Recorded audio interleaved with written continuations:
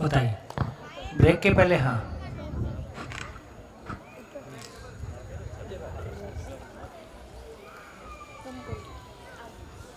हाँ सर, हो सकता है कि मेरा क्वेश्चन बहुत पहले का अभी बाद में भी क्लियर हो सकता है, तो आप मेरे को मना कर सकते हैं। जैसे स्व नियंत्रण की बात हम जा रहे हैं, स्व नियंत्रण पे जा रहे हैं, तो मेरा हमने यहाँ पे स्वीकार कर लिया कि जो ये अपना चक्र जो है अभी फ़िलहाल, जो कुदरत का जो चक्र है, नेचर में जो अभी स्व नियंत्रित है, तो अभी उसके अंदर जो ज्वालामुखी का विस्फोट होना, अतिवृष्टि अनावृष्टि जो है, और धरा पे ही इतनी सारी विभिन्न, जैसे कह लें कि जहाँ पे बहुत ज़्यादा पानी है, कहीं पे पर्वत भी है, कहीं पे पूरी रेती है वहाँ पे, तो यहाँ पे भी इतनी सारी विभिन्नता है, और स्वनियंत्रित होने के बावजूद भी बाढ़ आना है, और ये सारे प्रॉब्लम जो है नेचुरल को लेके है, जहाँ पे हमने सारी चीज़ें जब स्वनियंत्रित है। हाँ जी नमस्कार। बाकी लोग आवाज़ नहीं करेंगे तो सुन जाएगी। हाँ सर, ये सारी चीज़ें स्वनियंत्रित होने के बावजूद भी इसके अंदर ये चीज़ है, तो उसको मैं कैसे देखूँ? हाँ जी। अतिवृष्टि अनावृष्टि, ये ज्वालामुखी का देखिए आप जो क्वेश्चन उठा रहे हैं मैं स्पष्ट कर दूं, हो सकता है बाकी लोगों ने नहीं सुना। मेरी आवाज़ पीछे आ रही है? तो आप ये बोल रहे हैं नहीं आ रही, आ रही है कि नहीं आ रही है? आ रही है।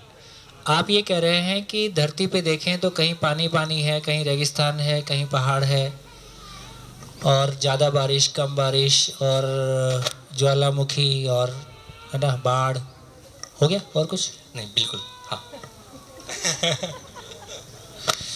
ये बहुत सारी चीज़ें हैं।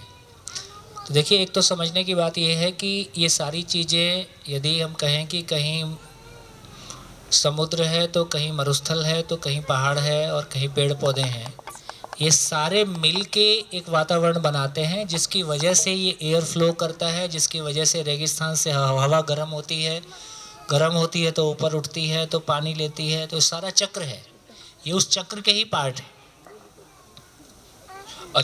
ये सारे उस चक्र के पार्ट हैं। अच्छा। जैसे आपकी जानकारी के लिए हो सकता है एक बढ़िया एग्जाम्पल है, किसी जंगल में शेर नहीं रहेगा तो क्या होगा? आगे। हेलो हेलो नमस्कार।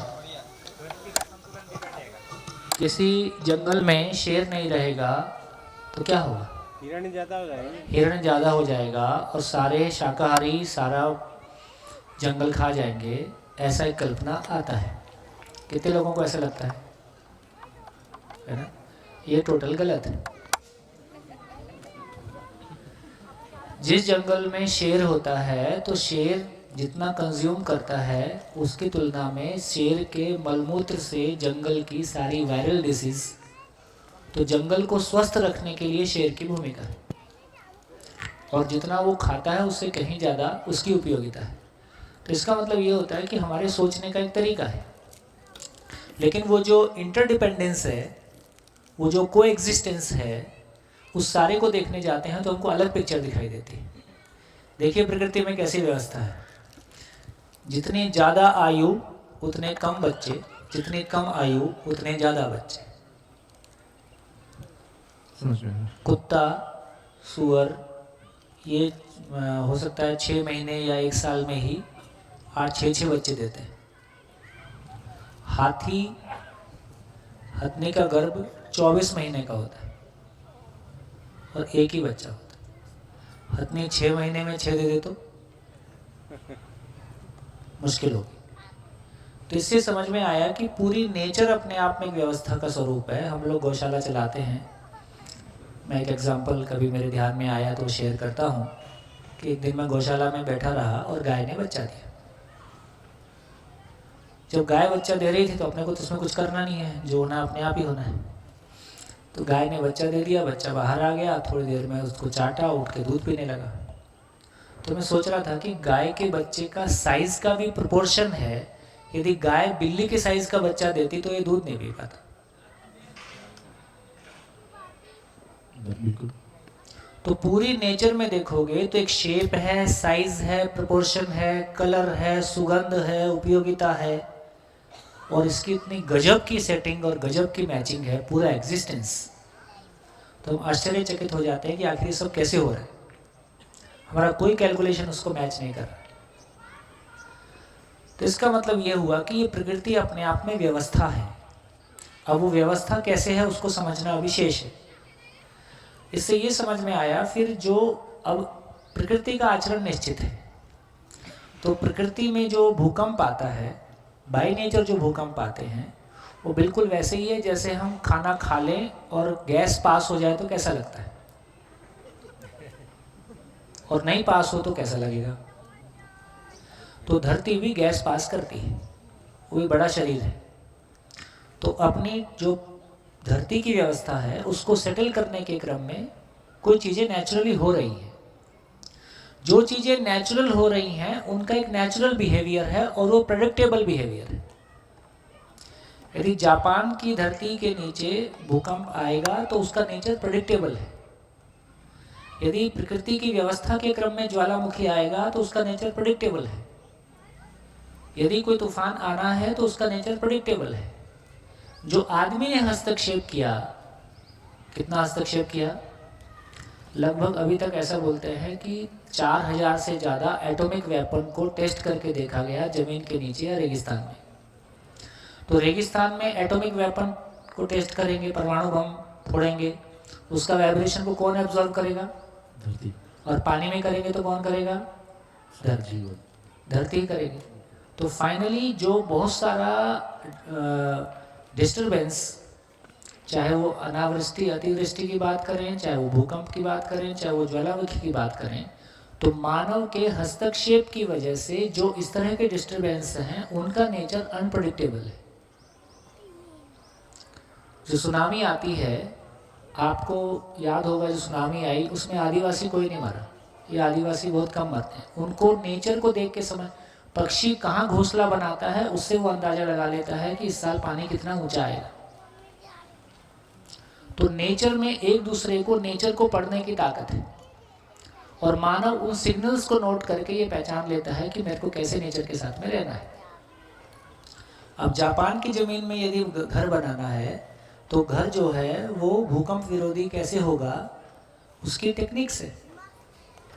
तो हमको ज़रूरी नहीं है कि हम ऐसी जगहों में जाके रहें जहाँ आदमी के रहने के लायक वातावरण नहीं है, समझिए, है ना। अब धरती इतनी सुंदर है, धरती पे इतना सुंदर वातावरण है, इतने प्रकार के फल फूल, मौसम, पानी सब कुछ से भरपूर है। हम इसको आग लगाएंगे, इसको ख़त्म करेंगे और चांद पे जाके रहने की सोचेंगे जहाँ पानी भी नहीं मिलेगा, सूसू साफ करके पीना पड़ेगा। ये कौन सी समझदारी है?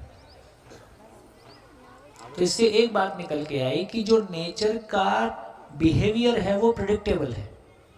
उस प्रेडिक्टेबल बिहेवियर के साथ में हमको कैसे जीना है ये हम प्लान कर सकते हैं, उसकी समझ आदमी के पास है। तो जो कुछ भी है ये प्रकृति का पार्ट है, इसमें कुछ भी परेशानी वाली स्थिति नहीं। अच्छा, तो मतलब वहाँ वो प्रॉब्लम नहीं है, वो प्रॉब्लम नहीं है। जो आदमी ने हस्तक्षेप किया वो प्रॉब्लम, हाँ, वो एक्सेप्ट करता हूँ। क्योंकि मैंने इसलिए क्लियरिटी ली क्योंकि मैं अभी हम लोग जा रहे हैं कि हम लोग ये स्वनियंत्रित करना है, तो ये स्वनियंत्रित में ये जो है वो प्रॉब्लम नहीं है। नहीं वो तो स्वनियंत्रित है। ठीक है, ठीक है, बढ़िया जी। और बोलिए। हाँ जी, थोड़ा माइक ऑन करें जी। नमस्कार सर। नमस्कार भाई। सुनील पटेल, अहमदाबाद से। जी जी आपने जो अभी तक के सेशन का निष्कर्ष निकालने के लिए बोला था, जी, तो मैंने अपने में लागू करने के लिए मैं अपनी भाव और विचार की क्वालिटी इतनी सुधारते रहूँगा निरंतर कि मेरे परिवार, मेरे घर में, परिवार में और मेरे आसपास जो लोग हैं उन सब व्यवस्थाओं में मैक्सिमम उपयोगी हो पाऊँ। बहुत बढ़िया। तो मैं आप ही के साथ अहमदाबाद से पालिताना आया। आपका सेक्रेटरी का बिजनेस है और एक बिजनेसमैन अपने भाव और विचार के लिए कितना संवेदनशील हो सकता है, तो बहुत सारी किस्से कहानी हम रास्ते में बात करते रहे। तो मुझको लगता है कि हमको नहीं पता चलता है कि कौन आदमी कहाँ बैठा हुआ किस क्वालिटी का हो सकता है। हमारा जनरल कंसेप्शन कि फलां जाति के लोग, हमारी ये भी तो कंडीशनिंग है, फलां जाति के लोग ऐसे होते हैं, फलां देश के लोग ऐसे होते हैं, फलां प्रोफेशन के लोग ऐसे होते हैं। लेकिन कहीं भी कोई भी व्यक्ति ऐसा दिख ही जाता है आपको जो आपकी सारी मान्यताओं को ध्वस्त कर देता है। धन्यवाद। हाँ जी भैया, ये ना क्वेश्चन 3 दिन से चल रहा है, मैंने सोचा आज पूछ ही लेता हूँ। हाँ तो हम 7 अपने आप को बड़े मानने वाले हैं हाँ और एक हमारे साथ बच्चा है। हाँ, वो हम साथ मिलके उस बच्चे को नहीं संभाल पा रहे हैं। इससे सिद्ध हो गया। न उस पे भय काम करता है, न प्रलोभन काम करता अच्छा है, है। न आस्था काम करती है। अभी बच्चों का अवतार माँ बाप के उद्धार के लिए हुआ है।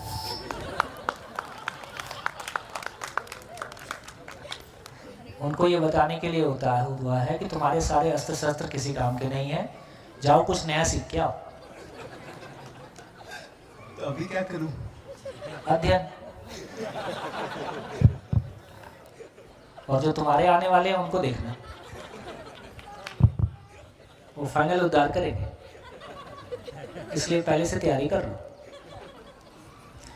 देखो, एक जमाना था जब आदमी को ज़्यादा सोचने विचारने का नहीं था, कभी भी शादी कर लिया, कभी भी बच्चे हो गए, पड़ोसियों ने बच्चे पाल दिए, आपको पता ही नहीं चला। अभी की स्थिति ऐसी है कि बिना तैयारी के कुछ भी करेंगे तो ज़बरदस्त मार खाने वाले हैं। तो बिना तैयारी के शादी करना, बिना तैयारी के एग्ज़ाम देना, बिना तैयारी के घर चलाना, बिना तैयारी के अपना प्रोफेशन चलाना, बिना तैयारी के मौत आना, कोई चीज़ की हमारी तैयारी नहीं है। पूर्व तैयारी कोई चीज़ की नहीं है। मौत आएगी ये पक्का है। हम सब ऐसे मान के जी रहे जैसे शाश्वत, शरीर शाश्वत है। हाँ जी सर, एक और क्वेश्चन था कि जैसे आपने अभी पोते का एग्जाम्पल दिया कि उसको क्रिकेट पसंद है, जैसे भैया ने कहा कि क्योंकि वो अपनी पत्नी से प्रेम करते हैं इसलिए वो उनके साथ मूवी देखेंगे, पिक्चर देखेंगे, तो वो क्या एक व्यवस्था है या स्वीकृति है? अगर व्यवस्था है तो क्यों? देखिए, फ़र्क यही है कि जब हम जिंदा रहने के धरातल पर जीते हैं तो समझौते हमारी पीड़ा होते हैं। जिंदा रहने के धरातल पर समझौते हमारी पीड़ा होते हैं। यदि हम जीने के धरातल पे आ जाते हैं तो समझौते हमारी स्वेच्छा से होते हैं। वो समझौते हमको है तो समझौता ही, लेकिन वो समझौता नहीं है। फिर उसको और अच्छा नाम देंगे तो स्नेह है। अपने साथ के एकदम की अच्छी परिभाषा है, मतलब दूसरे की अजागृति से प्रभावित हुए बिना उसको भी साथ लेके चलने का साहस। और ये हमारे लिए भी तो एक पॉइंट है ना, टेस्टिंग पॉइंट है कि मैं कितना स्टेबल हूँ। तो परिवार में तो आपकी टेस्टिंग के लिए ना घर में सारी व्यवस्था की गई है। तो घर में ही पता चलता रहता है कि हाल कैसा है, बाहर वाला तो कुछ बोलेगा नहीं। सर, एक और क्वेश्चन था इसी के आगे कि ये जो समझौता है, पुराने ज़माने में ऐसा होता था कि बिना देखे शादी करा देते थे। हाँ, तो वो तो समझौता होता था कि क्योंकि प्रेम करते थे अपने माँ बाप को तो वो शादी कर लेते थे, मगर वो समझौता बहुत लंबे टाइम के लिए चलता था। हाँ, उस समय लोग झेल लेते थे। आस्था भी थी और झेलने की ताकत भी थी। बाप बेटी को विदा करता था कि बेटी अब तेरी ससुराल से अर्थी उठेगी, और कन्यादान होता था। आजकल वरदान होता है।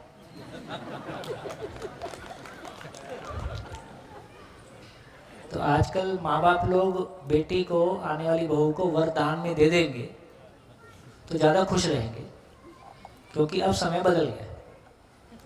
पहले बेटी जाती थी तो वो डरते हुए जाती थी, आजकल बहू आती है तो सास पहले से डर रही होती।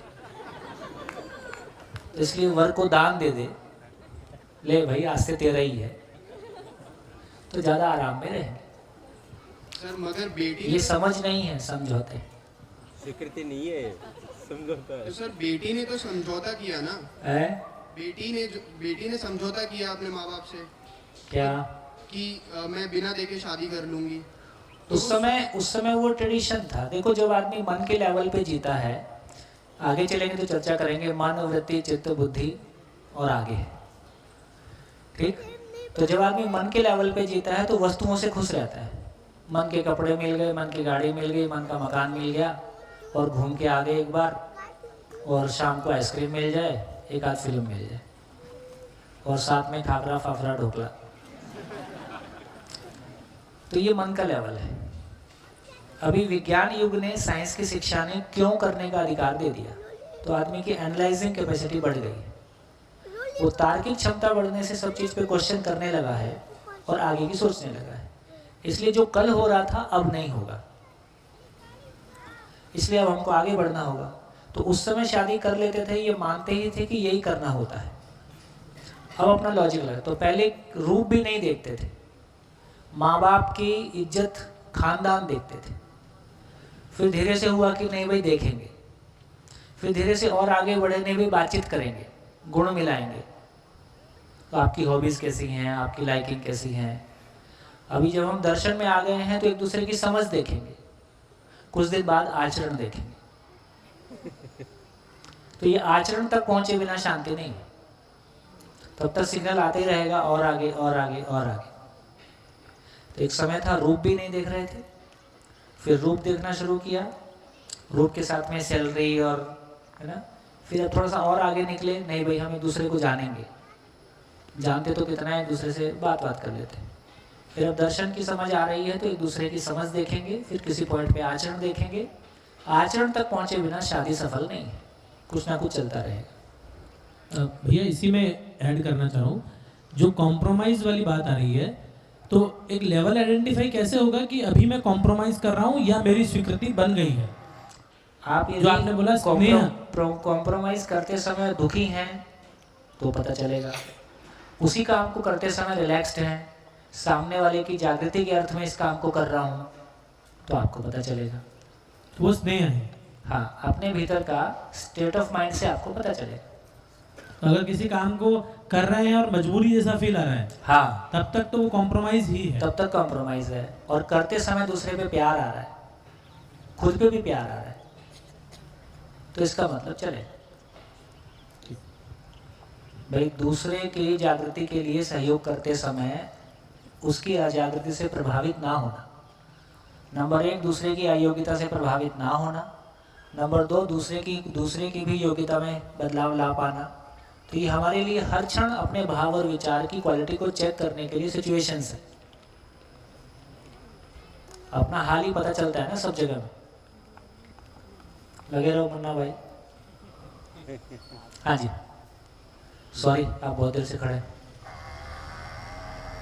जी बोलिए। ये जो पर्सन ए और बी, हाँ ये दोनों के बीच का जो आपने मूल्यांकन बताया था, हाँ, वो आप पहले फिर से बताएंगे, then I probably ask one question.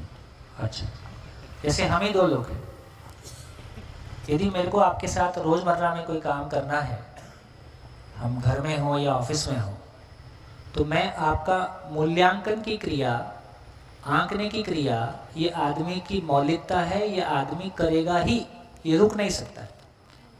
तो जब मैं आपको देखता हूँ तो मैं आपको बोलते ना, वो जजमेंट नहीं होना, जजमेंटल नहीं होना, ये बोलने की बात है। जज तो आदमी करेगा ही।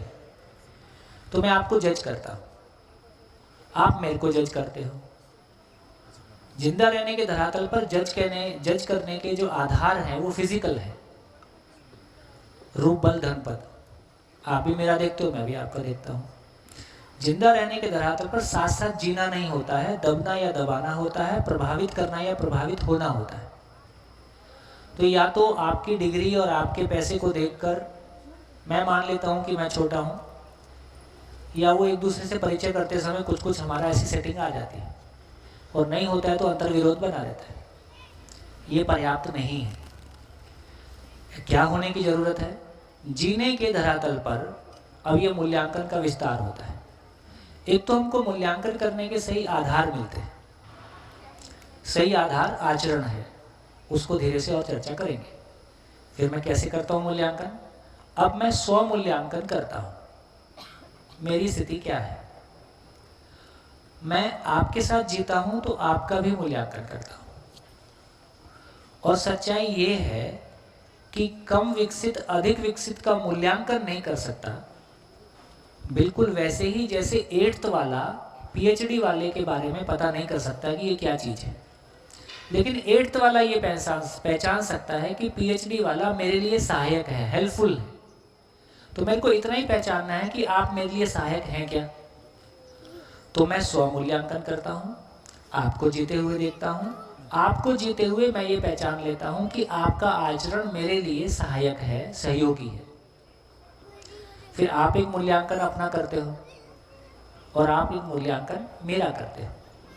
तो मैं जो अपना मूल्यांकन किए रहता हूँ, आप उसको स्वीकारते हो कि आप अपने बारे में ठीक सोच रहे हो। आप जो अपना मूल्यांकन करते हो, मैं उसको स्वीकारता हूँ कि आपका ये मूल्यांकन अपने बारे में ठीक है। आप जो मेरे बारे में मूल्यांकन करते हो, मैं वो भी स्वीकारता हूँ कि आप मेरे बारे में ठीक सोच रहे हो। मैं जो आपके बारे में मूल्यांकन करता हूँ उसको भी आप पहचानते हो कि आप मेरे बारे में ठीक सोच रहे हो। ये 4 सेट मिलने से हमारा कंप्लीट कंपैटिबिलिटी बना, कंप्लीट हार्मनी में जीने की जगह बनी।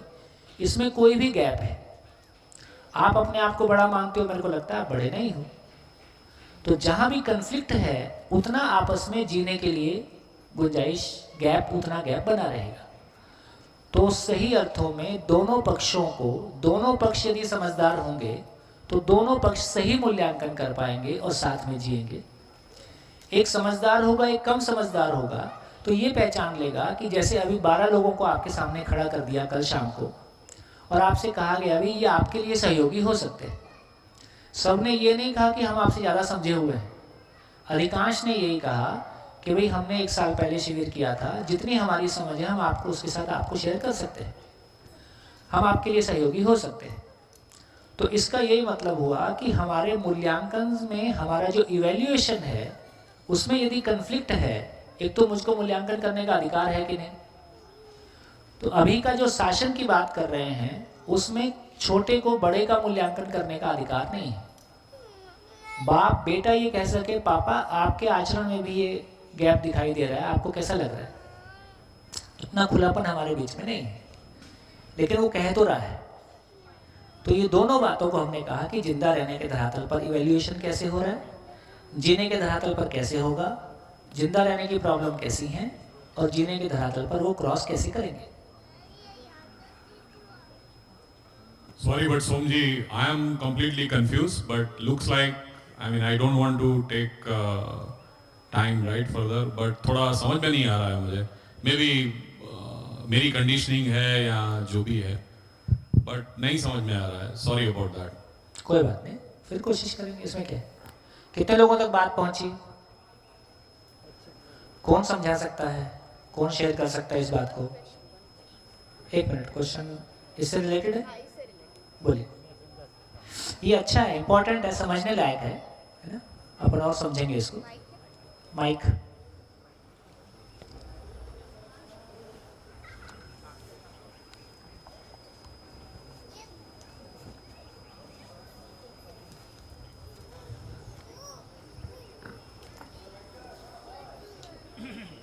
सर, आपने बात कही कि दोनों समझदार है तो चीज़ें काफ़ी हद तक सुलझाई जा सकती है, बट फिर आप बोलने जा रहे थे कि एक समझदार ज़्यादा है और एक कम है, तो उसके झगड़ा बाद नहीं होगा। एक समझदार है तो झगड़ा नहीं होगा, दोनों समझदार होंगे तो बढ़िया चलेगा, दोनों ना समझे तो झगड़ा करेंगे। सर, ऐसा भी हो सकता है ना कि एक समझदार है तो काफ़ी कॉम्प्रोमाइज़ कर रहा है, तो फिर कॉम्प्रोमाइज़ की कोई लिमिट। समझदार जो है कॉम्प्रोमाइज नहीं करता है, समझदार आदमी स्नेहपूर्वक चीजों को हैंडल करता है। अगर नहीं हो पाती इसका मतलब समझदार नहीं है। अच्छा, तो वो अपने आप को समझदार मानता है नहीं। अच्छा, है नहीं। हाँ जी, आप कुछ करें। आपने कहा कि ये ए बी वाला जो यहाँ लिखा हुआ है, रखा है, तो उसको कौन समझा सकता है, इसके बारे में मैं मेरे उदाहरण से समझाना चाहता हूँ। और पहले ए और बी की बात, एक बड़ा है एक और छोटा है, यानी कि अधिकारी है और एक उसकी ऑफिस में काम करने वाला है। मेरे को लगता है कि सीधा एग्जांपल समझ गया, इसलिए छोड़ देते हैं। बी बाप है और ए बेटी है, बस यही बात करता हूँ। दोनों माइक ले लो। ओके, तो बात ये है कि मैं और मेरी बेटी दोनों एक दूसरे को समझते हैं। मेरी कोई गलती है तो वो मुझे डांट सकती है, पर डांटना बड़े प्यार से डांटती है, इसलिए वो बता सकती है। कल रात को ही करीब 11:30 बजे उसने मुझे कहा कि तुम मौन रहते हो, किसी बारे में बोलते नहीं, वो सही नहीं है। यानी कि जब फ्रेंड्स के साथ बातचीत होती है और तुम्हारे गाइडेंस की उसको ज़रूरत है या तुम कुछ बोलोगे तो उसे मदद होगी, अच्छा रहेगा, तो तुम्हें बोलना चाहिए। तो मुझे उसने तुरंत बता दिया, तो मैंने भी उसका स्वीकार कर लिया कि चलो अब से कभी भी ज़रूरत होगी तो मैं बोल दूंगा। तो बात ये है, ए वाला दूसरे की सुनेगा और बी ए की भी सुनेगा और दोनों में अच्छा होगा, उसका स्वीकार होगा, यानी कि बहुत छोटी और अच्छी बात है। Thank you. हाँ, मैंने उसको थोड़ा सा टेक्निकली और ज़्यादा मैथमेटिक्स के ढंग से क्लियर किया। मैं इसको एग्जाम्पल व्यवहार में बोल के बताता हूँ, आपके लिए बता रहा हूँ, यदि इस बार कन्वे हो जाए तो देख लेंगे। बेटी बाप के बारे में कुछ मानती है, बाप बेटी का एग्जाम्पल ले रहे हैं, तो बेटी अपने बाप के बारे में एक तरह का मूल्यांकन करती है कि मेरे पापा ऐसे हैं। क्या पापा इस बात से सहमत है कि जैसा तुम सोच रही हो मैं वैसा ही हूं? तो दो मूल्यांकन मैच कर गया। बेटी बाप के बारे में जो सोचती है, क्या बाप उसमें से सहमत है? अब बाप बेटी के बारे में एक मूल्यांकन करता है कि तुम ऐसी हो, क्या बेटी उस बात से सहमत है? एक बात हो गई। अब बेटी स्वयं के बारे में एक मूल्यांकन करती है कि मैं ऐसी हूं, क्या बाप उस बारे में सहमत है? ये चारों सेट मिलाने से फिर कोई गुंजाइश नहीं बच रही है जहां भी कोई किसी तरह का गैप हो। तो मैं जो स्वयं के बारे में मानता हूं और जो मैं आपके बारे में मानता हूं, मैं दो तरह के मूल्यांकन करता हूं। मैं अपने बारे में आकलन करता हूं, आपके बारे में करता हूं। आप भी अपने बारे में करते हो, मेरे बारे में करते हो। दोनों मैच होंगे तो बात बनेगी, या दोनों में गैप होगा तो बात बनेगी। सिंपल है ना ये। और ये हम सब कर ही रहे हैं, ऐसा नहीं कि मैं बोल रहा हूं इसलिए कुछ होने वाला है। जो हो ही रहा है मैं केवल उसको शब्द दे रहा हूं, ये हो ही रहा है। बाप अपने आप को बड़ा माने हुए, बेटी को लगता है तुम उतने बड़े नहीं हो, तुम भी गलती करते हो सपोज, ठीक। बेटी मानती है कि मैं तो ठीक ही, मैं ठीक निर्णय ले रहा हूँ, पापा को लग रहा है तुम ठीक नहीं ले रहे हो। तो इस तरह से वो कन्फ्लिक्ट हमारे बीच में बने रहते हैं, हम बोल नहीं रहे हैं। तो धीरे से यदि हमारे परिवारों में वो वातावरण बनेगा, हमारी वो क्लैरिटी बनेगी, तो जो रिएक्ट करना और रिस्पॉन्ड करने की बात होगी, जब कोई रिस्पॉन्ड करता है तो हम सुनते हैं। रिएक्शन से बहुत ज़्यादा पावरफुल है रिस्पॉन्स। अभी हमको परिवारों में कैसी आदत है, या तो हम रिएक्ट करके अपनी बात करेंगे या हम बात करना बंद कर देंगे। ये दोनों ही रिएक्शन है। या तो हम विड्रॉल मोड में आ जाएंगे कि जाओ अब तुमसे बात ही नहीं करना है, या फिर हम चिल्ला के अपनी कोई बात कह देंगे। ये दोनों ही रिएक्शन है। इससे कोई निष्कर्ष नहीं निकलता है, संबंध में दूरी आती है। तो किसी भी जगह में कुछ भी ऐसा हुआ, उस समय बात करने का कोई फायदा नहीं है, दोनों आवेश में है। जब दोनों नॉर्मल हो जाए फिर बैठ के बात कर सकते हैं। देखो उस समय ऐसा हुआ, मैं ऐसा था इसलिए मैंने ऐसा किया, तुम बताओ तुम क्या सोच रहे हो। तो यदि दोनों संवाद करने की स्थिति में है तो हमको ये भी देखना पड़ेगा कि कब संवाद हो सकता है, कब चुप रहने की जरूरत है। हर समय बात करने से बात नहीं बनती है। बात करने का मुहूर्त और बात करने की योग्यता दोनों होने से बात बनती है। योग्यता होना बात करने, रिएक्ट करना बात करने की योग्यता नहीं है। अभी संवाद करने की हमारी योग्यता कितनी है उसको हम अपने अपने परिवारों में झांक के देख लें। आवेश में आने के बाद बात नहीं हो सकती है, विवाद हो सकता है। बढ़िया।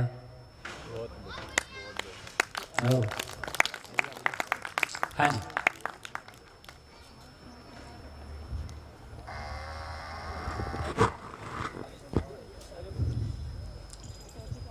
Hello sir. हाँ सर, यहाँ पे भी अभी आपको हाँ जी सर, इससे रिलेटेड मेरा प्रश्न बन रहा है। मैं महसाणा से हूँ, वाहिद।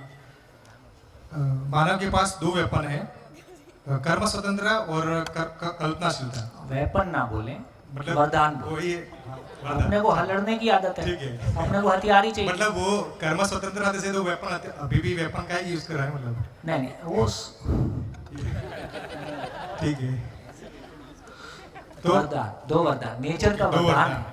देखो वरदान बोलने से अलग भाव आता है, बिल्कुल। वेपन बोलने से तुरंत अलग हो जाता है। जी, तो जो कर्म स्वतंत्रता से तो अपना काम कर लेता है, लेकिन कल्पनाशीलता है वो क्या वही समझ है क्या?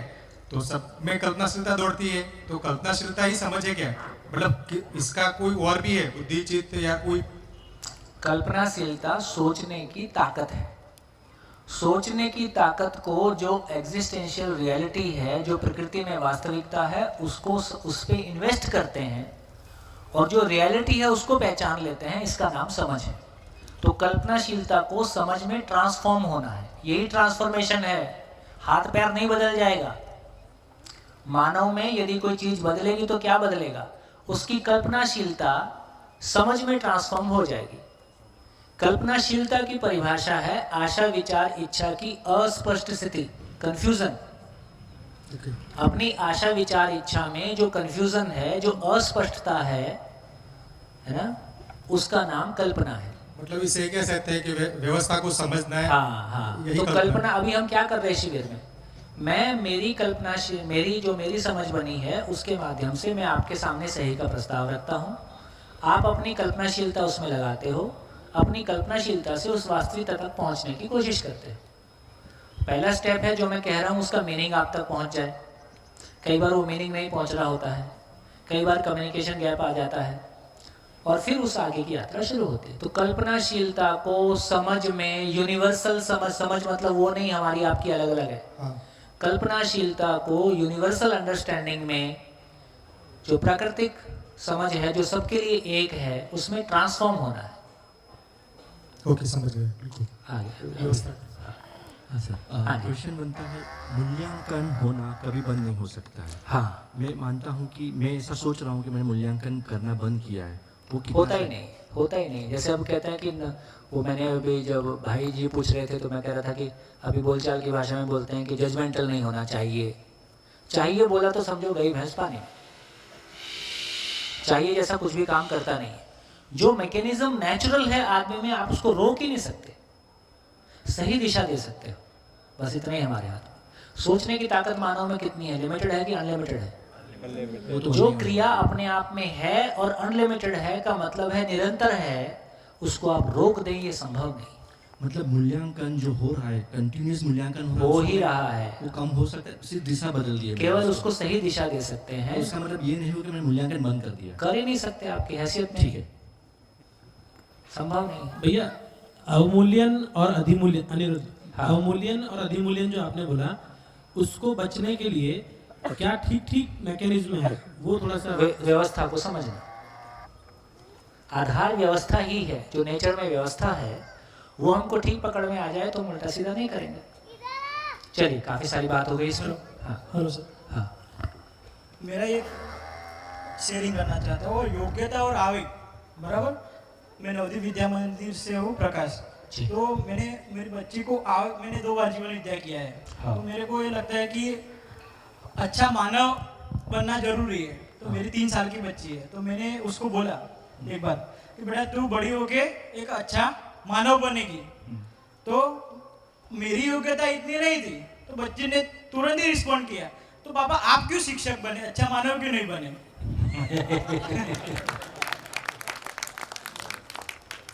सही तो है। मैंने कहा ना, बच्चे उद्धार करने के लिए पैदा हुए। कर दिया। हाँ जी। सर, मुझे लगता है कि मतलब 20-25 इयर्स जो हम लोग लाइफ में पढ़ाई करते हैं, हाँ। वो इस कंप्लीट जो आपने पढ़ा है इसका कंप्लीट ऑपोजिट है। देयर इज वन पर्सन जो पूरे 20-25 बच्चों का फेट बताता है, and there is no check and balance, there is no cross checking required कहीं भी, और उसी पे पूरा सिस्टम चलता है। उसी वजह से पूरा प्रोग्रामिंग हो चुका है कि जो सुपीरियर है वो इंफीरियर को जज करेगा। इंफीरियर के अपने जज करने के राइट्स नहीं, अगर हैं भी तो अपने तक ही रखते हैं, अपने ग्रुप में रखते हैं। तो वहीं से प्रोग्रामिंग आ गया है हमारे अंदर। कोई बात, जितना हुआ उसका धन्यवाद, आगे ठीक करेंगे, हमारी जिम्मेदारी। हाँ जी। रजनी फ्रॉम सूरत जी। बात निकलेगी तो फिर दूर दूर तक तक जाएगी। पूरा ही बोल दो। लोग बेवजह उदासी का सबब पूछेंगे, ये भी पूछेंगे कि तुम इतने परेशान क्यों हो। सर, वाद विवाद संवाद की बात चल रही है। My wife is with me, 30 साल का लग्न जीवन है। चाहता हूं कि बातचीत कम हो जाए। क्यों समझाना है, क्यों बहस में जाना है? बातचीत कम हो जाए कि बातचीत तृप्तिदायक हो जाए? एब्सोल्युटली।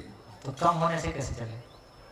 बातचीत कम ना हो, बातचीत में तृप्ति आ जाए, संवाद ही हो जाए। संवाद ही, संवाद का मतलब ही तृप्ति। हाँ जी, हो गया, आगे चलो। आपका शिविर 8 दिन में होने वाला नहीं।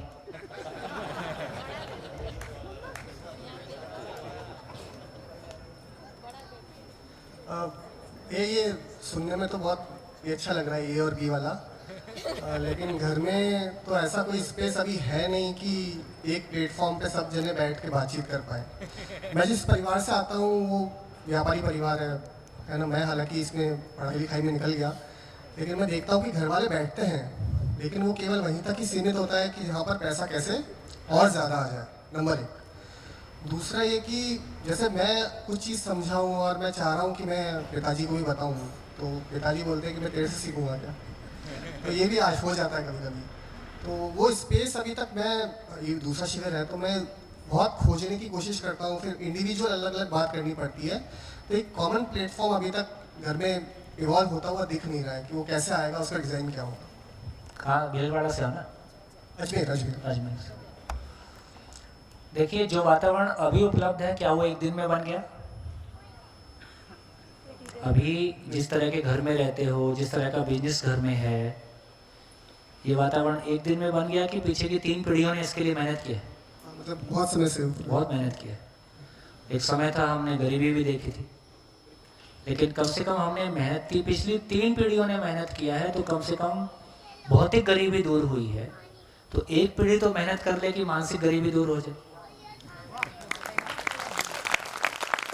एक ही शिविर में चाहते हो सब ठीक हो जाए, थोड़ी अति अपेक्षा, थोड़ा दम लगाओ, हो जाएगा। हाँ जी, हो गया? आगे बढ़ो। कहाँ बढ़ो? सर मैं पालीताना से हूँ और एजुकेशन से जुड़ा हुआ हूँ। तो मेरी 30 साल की सर्विस में मुझे ऐसा लगा कि मेरे साथ जो काम करते हैं वो टीचर ए वाला है, मैं जो बताता हूँ उनसे, कोई लोग ऐसा है वो मैं बताता हूँ उनसे ज़्यादा करते हैं। तो एक ऐसा वर्ग है मैं जो बताता हूँ इतना ही करता है, और दूसरा बी वाला वर्ग ऐसा है मैं बोलता हूँ, कहता हूँ, देखता हूँ, सोचता हूँ, फिर भी नहीं करता है। तो इन्हीं के लिए मैं क्या करना चाहता हूँ? वही आपके उद्धार का रास्ता बनेंगे। आखिर उसने सोचने में मजबूर किया ना, तो जो आपको सोचने में मजबूर करा दे वही आपका उद्धारक है। Thank you. क्या करना है ये खोजना आपकी जिम्मेदारी। खोजोगे ही, और खोजोगे तो मिलेगा ही। अस्तित्व पूर्ण है, उधर कोई कमी नहीं है। आपकी तलाश क्या चीज़ की है, बस उतना ही तय होना है। जो मांगोगे सो मिलेगा, बस क्या मांगते हो, वो कितना दिल से मांगते हो, उसका सवाल। बढ़िया, खूब धन्यवाद पूरी सभा को।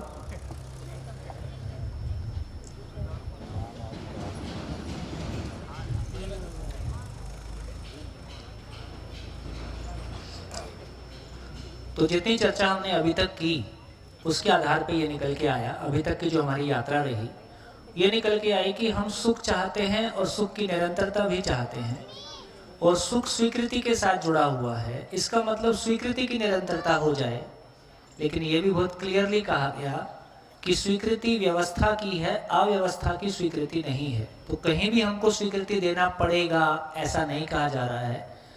तो हमको व्यवस्था को समझना है, व्यवस्था के लिए स्वीकृति होना बनता ही है। तो व्यवस्था क्या है उसको समझने गए तो हमने बहुत सारी बातें कर ली। तो इससे सुखी होने का सिलेबस निकल के आ रहा है कि सुखी होने का सिलेबस क्या है, सुखी होने के लिए क्या करना पड़ेगा। तो सुखी होने के लिए क्या करना पड़ेगा, तो सुख क्या है, व्यवस्था को समझना। समझना होता है तो उसका प्रमाण जीना होता ही है, जीना होता है तो दूसरे तक कम्युनिकेट करना बन जाता है। इसमें बाईपास नहीं है। तो ये देखें कि हमारा दुख कहाँ कहाँ से आता है, कहाँ कहाँ से हमारा दुख आता है, कहाँ कहाँ से हमारा दुख आता है? सोचते हैं वैसा नहीं होता है, सोचते हैं वैसा नहीं होता है। हाँ, अब तो काफी क्लियर है। देखो, अब आप ऐसा नहीं बोल रहे हो कि दूसरों से आता है। देखिए, चेंज है ना। पिछले 2 दिन में हमने जितनी चर्चा की है उससे, जब मैंने ये पूछा कि हमारा दुख कहाँ से आता है, कितने लोगों के मन में दूसरे व्यक्ति का चित्रण आया, किसी दूसरे व्यक्ति का ध्यान आया। जब मैंने आपसे पूछा कि आपके दुख कहाँ कहाँ से आते हैं, तो कितने लोगों के मन में किसी दूसरे की याद आई कि उसकी वजह से दुखी हूं? ठीक, कितने लोगों के मन में यह आया कि मेरे दुख का कारण मेरी ही स्वीकृति अस्वीकृति है? ठीक हो गया? तो आपका सॉफ्टवेयर बदल रहा है। तो आपका सॉफ्टवेयर 1947 पायरेटेड इन्फेक्टेड है। इसको 2020 यूनिवर्सल है ना और एग्जिस्टेंशियल सॉफ्टवेयर में इंस्टॉल करना है। जो कुछ भी उपयोगी रहेगा वो शिफ्ट हो जाएगा, जो कुछ भी अनावश्यक होगा वो पहचान में आ जाएगा। मैं ऐसा नहीं कह रहा हूँ कि सब कुछ गलत है, लेकिन जो अधूरापन है वो इतना ही है कि जिंदा रहने के धरातल पर हमने सब कुछ परिभाषित किया हुआ है, उसको बार बार खींच के जीने तक ले जाना होगा। तो अभी हमने जितनी बातचीत की, ये ध्यान में आ गया कि बेसिकली जब हम सुख की बात कर रहे हैं तो करने लायक काम इतना ही है कि मानव में व्यवस्था को समझना है, मानव में व्यवस्था को समझना है। ये हो जाएगा तो अपने भाव और विचार में जीना हो जाएगा, ये हो जाएगा तो दूसरों के साथ व्यवहार हो जाएगा और नेचर के साथ में कार्य भी हो जाएगा।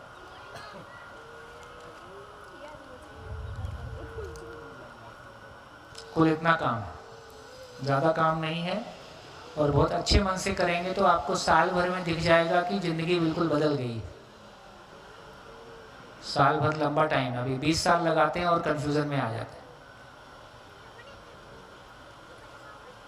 तो समझने लायक चीज मानव समझ में आएगा तो उसका स्वयं स्फूर्त मैनिफेस्टेशन परिवार में व्यवस्था के रूप में जाएगा। परिवार में व्यवस्था को समझना, संबंध में जीना है ना, और दूसरों के साथ भी है ना, उसका फिर रेप्लिकेट होने लगता है, ठीक है, फैलने लगता है। ये ठीक होगा तो पता चलेगा कि समाज में व्यवस्था को समझना और समाज में संबंध को पहचान के जीना, ये ठीक से आएगा। साथ साथ तो पता चलेगा कि प्रकृति में व्यवस्था को समझना। तो हमारे धरती के सभी मानव के सुखी होने के 4 चैप्टर हैं। मानव में व्यवस्था को समझना, एक परिवार में मानव में व्यवस्था को समझना का मतलब है कि एग्जिस्टेंस में मानव कैसा है, एग्जिस्टेंशियल फैमिली कैसी है, और सही अर्थों में एग्जिस्टेंस में समाज का स्वरूप कैसा है। हमको कुछ नया बनाना है कि जो है उसको पहचानना है, तो नया कुछ नहीं करना है। जो नेचर में है ही, जो एग्जिस्टेंस में है ही, केवल उसको पहचानने की आवश्यकता है। और उसमें सबसे इम्पोर्टेंट बात कि मानव में व्यवस्था को समझना है। मानव में व्यवस्था को समझने की बात करेंगे तो जैसे कोई भी इकाई की आवश्यकता क्या है, इससे हम उसको पहचान सकते हैं। जैसे गाड़ी, जैसे आप पेट्रोल पंप पे लगाते हो तो पेट्रोल पंप वाला क्या पूछता है, कितना पेट्रोल है कि डीजल है।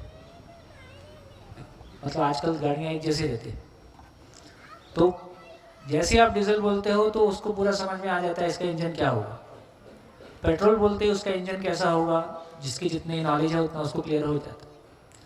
तो किसी चीज़ की आवश्यकताओं को समझने से उस चीज़ को समझा जा सकता है।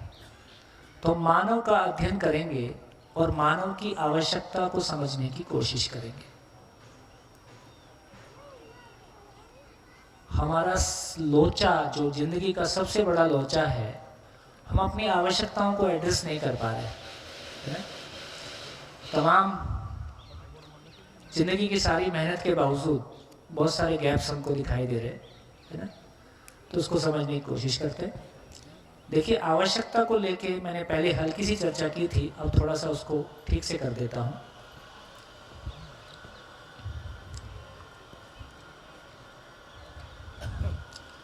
आवश्यकता को लेके जो हमारे पास आवश्यकता की बात करेंगे, जो आवश्यकता की बात कर रहे हैं तो अभी भौतिक आवश्यकता की बात करेंगे। तो बेसिकली जो अर्थशास्त्र हमको पढ़ाया जाता है वो कहता है कि आवश्यकता असीम है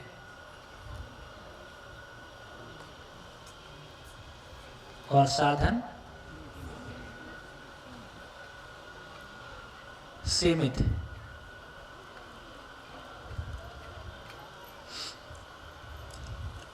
इसको अधिकांश स्टेट बोर्ड्स में 9th क्लास में इंट्रोड्यूस कर देते हैं सोशल साइंसेज में।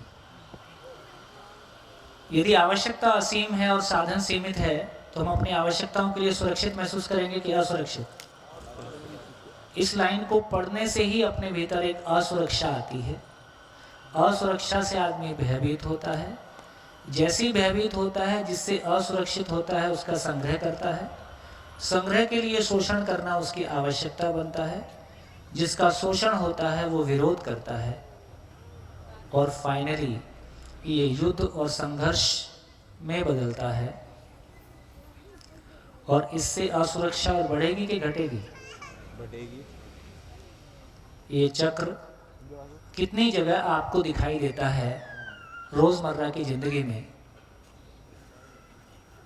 ये चक्र दिखता है रोजमर्रा की जिंदगी में? कहाँ कहाँ दिखता है?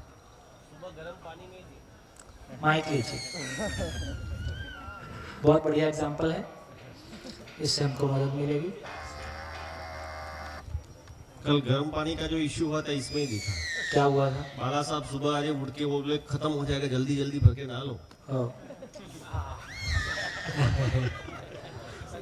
पानी के बारे एक बहुत अच्छा रिसर्च है।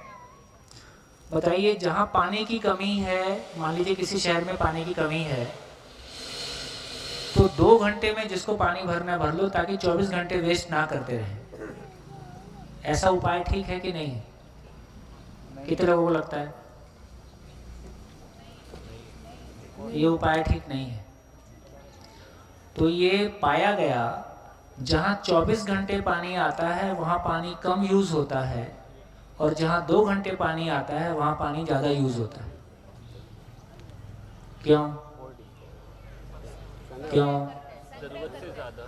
तो पानी को लेके इनसिक्योरिटी बनी रहती है। तो ज़्यादा भर के रख लो, और 24 घंटे में वो ज़्यादा पूरा काम आ ही नहीं रहा है, अब कल नया आएगा, इसको फेंक दो और नया दूसरा ले लो। तो जब आदमी सुरक्षित, उसको पता है कि अब कोई दिक्कत नहीं है, तो भीतर में असुरक्षा पैदा नहीं हो रही है, उसके चलते ज़्यादा भरो, उसकी ज़रूरत नहीं पड़ रही। आप कल्पना कीजिए भाई साहब, कल्पना कीजिए यदि हम लोगों में पैसे को लेके इनसिक्योरिटी खत्म हो जाए तो क्या होगा? भाई साहब, जैसा आपका घर चमकता है ना, ऐसा पूरा संसार चमकता हुआ दिखाई दे। और क्या?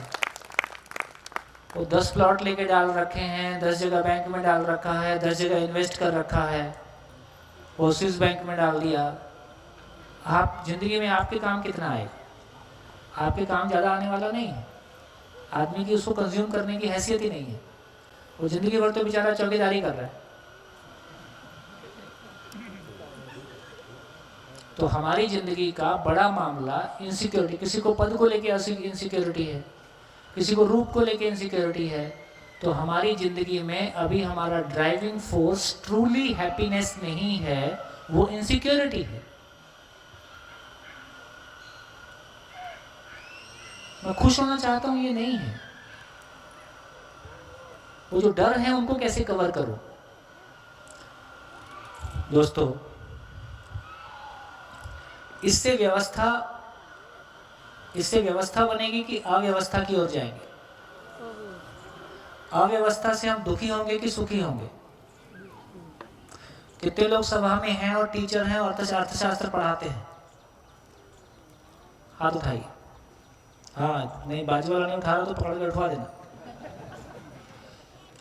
दोस्तों, किसी क्लासरूम में पढ़ने वाला बच्चा स्कूल में अपना 20 साल देता है, वो क्या सुनने आया है?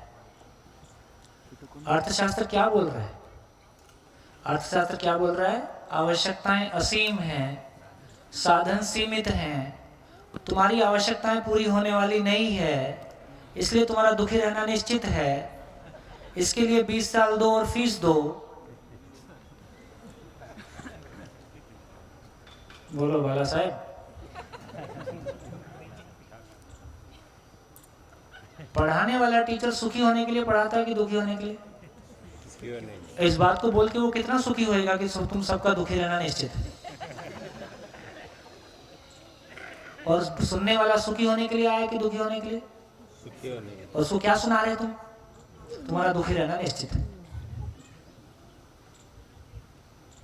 इससे बड़ा मजाक आदमी के साथ और क्या होगा?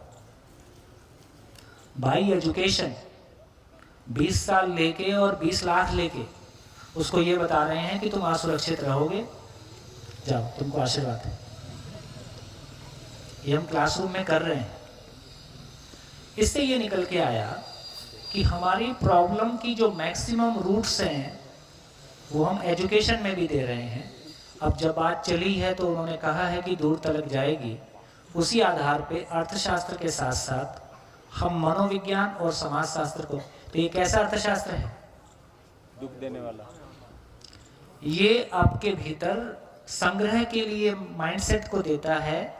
तो बेसिकली इसको कहा कि ये लाभोन्मादी अर्थशास्त्र है। लाभ के लिए उन्माद पैदा करता है, पागलपन पैदा करता है। लाभोन्मादी अर्थशास्त्र है, इसी को कंपटीशन कहा। मुझे कुछ शेयर करना है इस पे। हाँ बेटा। अभी आप जब इनसिक्योरिटी समझा रहे थे तो बचपन से मैंने यही सुना है, गोल सेटिंग कर ले, बहुत ज़रूरी है, वो इसी पे ही आधार है। अभी जस्ट लास्ट ईयर ही मुझसे कोई बात कर रहा था कि मेरा कमाना कितना ज़रूरी है, क्योंकि अगर मैं नहीं कमाऊंगी और मैं शादी करके जाऊंगी तो मेरा कोई से नहीं होगा। तो मैंने पूछा मेरा वर्थ मेरे कमाने पे ही डिपेंड करेगा? तो उन्होंने बोला दुनिया ऐसे ही चलती है। तो फिर मुझे वो दिखा कि वो इनसिक्योरिटी कितनी इम्बाइब्ड है। बचपन से मैंने सिर्फ इसीलिए फाइनेंशियली इंडिपेंडेंट होना चाहा है क्योंकि अभी पापा डिसाइड करते हैं, बाद में कोई और डिसाइड करेगा। उस चीज़ की वजह से मैं मैरिज से इतनी अगेंस्ट हो गई हूँ। कोई मुझसे बात भी करना चाहता है तो मैं नहीं कर पाती, उनको वहीं पे रोक देती हूँ, क्योंकि वो इनसिक्योरिटी इतनी ज़्यादा डेप्थ तक लेके गए हैं। और मुझे खुद लगता है कि हाँ इतना ज़रूरी है, लेकिन वो मिलने के बाद भी खुशी नहीं है। वो कंटिन्यूअस वो स्कैरसिटी की भावना और वो एक्यूमुलेट करो, क्योंकि कभी भी अपनों से ही लड़ना पड़ेगा, वो कितना ज़्यादा है। मिलने के बाद भी खुशी नहीं।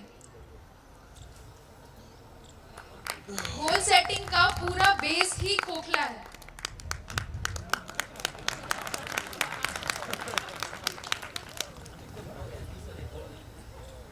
मम्मी कुछ कहना चाहेंगे? कह दीजिए। अब आप बात निकली है, आज दिल की निकल ही जाए। ये सही कह रही है। ये आपके नहीं, घर घर की कहानी है। हर घर में यही हो रहा है। कोई आपके पास अलग वाला सॉफ्टवेयर नहीं है, सबके पास वो 1947 पायरेटेड इन्फेक्टेड वही सॉफ्टवेयर है, और हमारी जान ले रखी है इसने। मेरा से उस पर ही डिपेंड करेगा कि मैंने वर्थ कितनी लोगों के जहन में डाली है कि हाँ ये वर्दी है बात करने की, इसीलिए इसको बात करने दो। और मैं देखो, मैं आपके सामने ये कहना चाहता हूँ कि मैं आपके सामने एक मॉडल के रूप में प्रस्तुत नहीं हूँ। मैं एक एक्सट्रीम सिचुएशन वाला आदमी हूँ, लेकिन मैं ये कहना चाहता हूँ कि मैं एक ऐसा पति हूँ जिसने पिछले 20 साल से घर में एक पैसा कमा के नहीं दिया। 25 साल से। तो मैंने उल्टा सोचा, ये सभी कमा रहे हैं, कोई खर्चा भी तो करेगा। मैंने पहले भी कहा कि मैं आपके लिए मॉडल नहीं हूँ। मॉडल क्या है वो मैं आपके सामने रखूँगा, जो सबके लिए संभव है, सबके लिए प्रैक्टिसेबल है, लेकिन मैं एक एक्सट्रीम मॉडल हूँ। तो मैंने कहा कि मैंने घर में समय भी नहीं, एक पति घर में समय देता है, मैंने वो भी नहीं दिया। एक पति घर में पैसा देता है, मैंने वो भी नहीं दिया। उसके बावजूद भी मेरा परिवार बहुत सुंदर है, बहुत सुखद है। मेरी शादी को अभी 29 साल पूरे हुए हैं, ठीक है। अगले साल 30 साल पूरा, ठीक। 30 साल बाद जो प्यार पहले दिन था उससे बड़ा है, घटा नहीं। संबंध की खुशबू पहले से बड़ी है, घटी नहीं। दोनों के बीच, एक के बीच नहीं। तो दोस्तों मैं ये कहना चाहता हूँ, और हमने 30 साल में 2 पिक्चर अकेले देखी हैं, 2 फिल्म, और घूमने के नाम पे शायद हम 1 बार गए हैं, और फिर शिविरों के ढंग से कुछ घूमना फिरना वो बाय डिफॉल्ट हो जाता है, वो अलग बात है। और मैंने गिफ्ट के नाम पे अपनी पत्नी को आज तक कुछ नहीं दिया।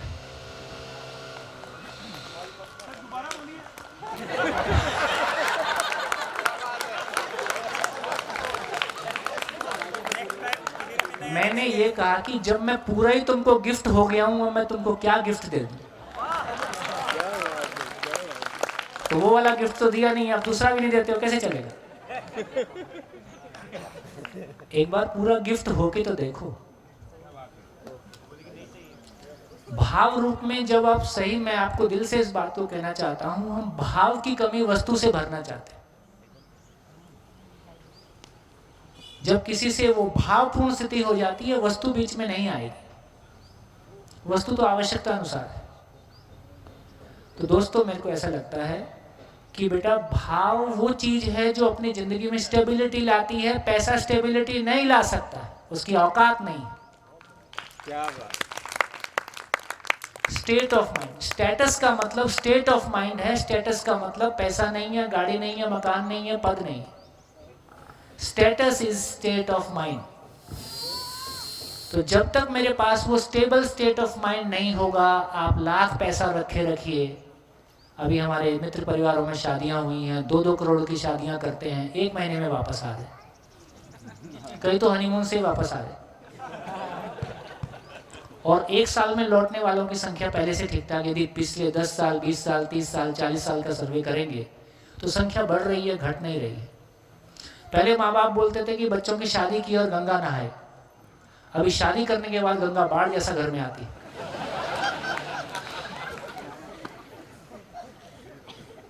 है ना।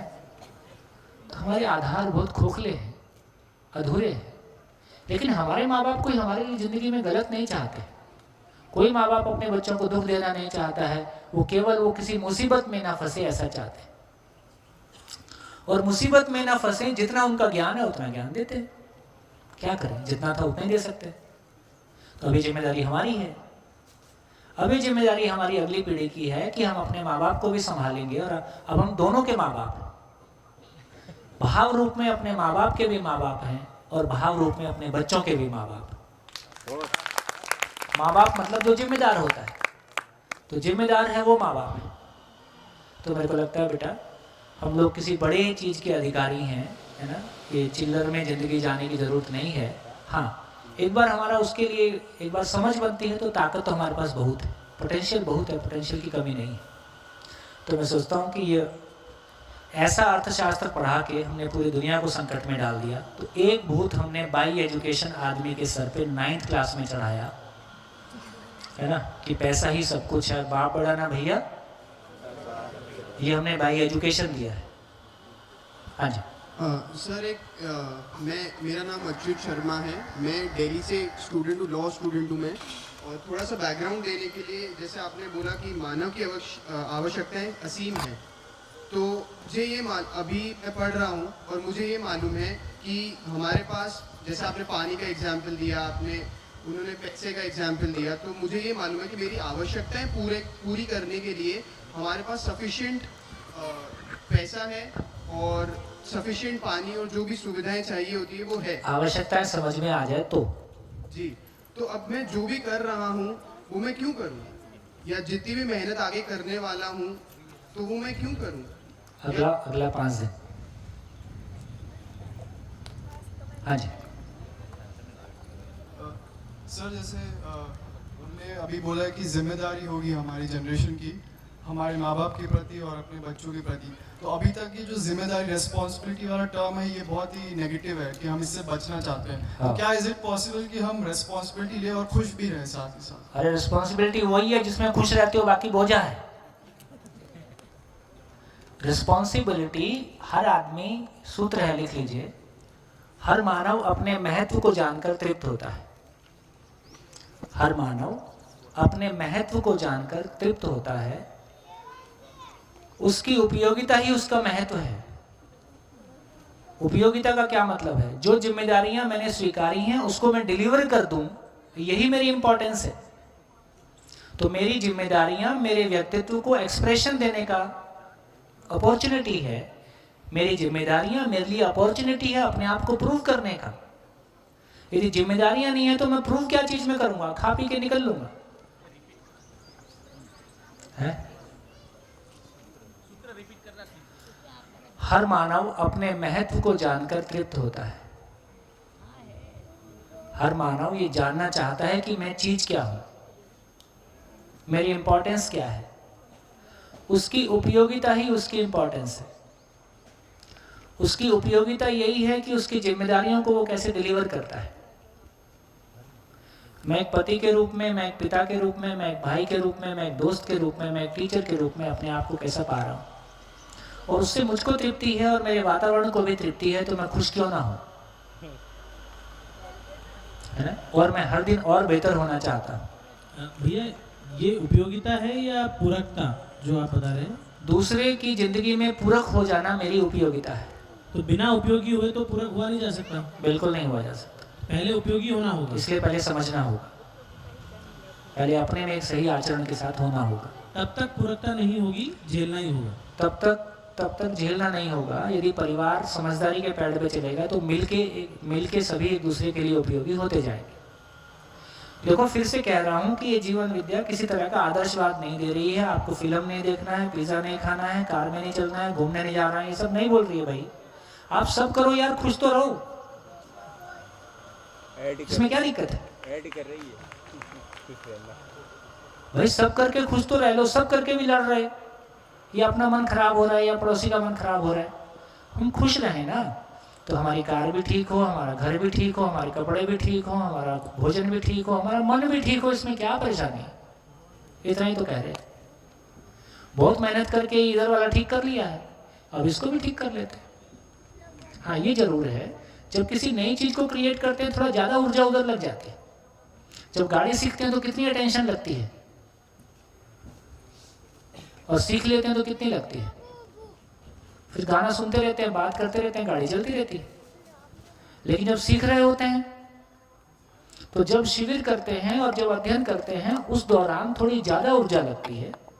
एक बार वो स्टेबिलिटी हमारी आ जाती है, फिर आराम से सारी चीजें सेट हो जाती है।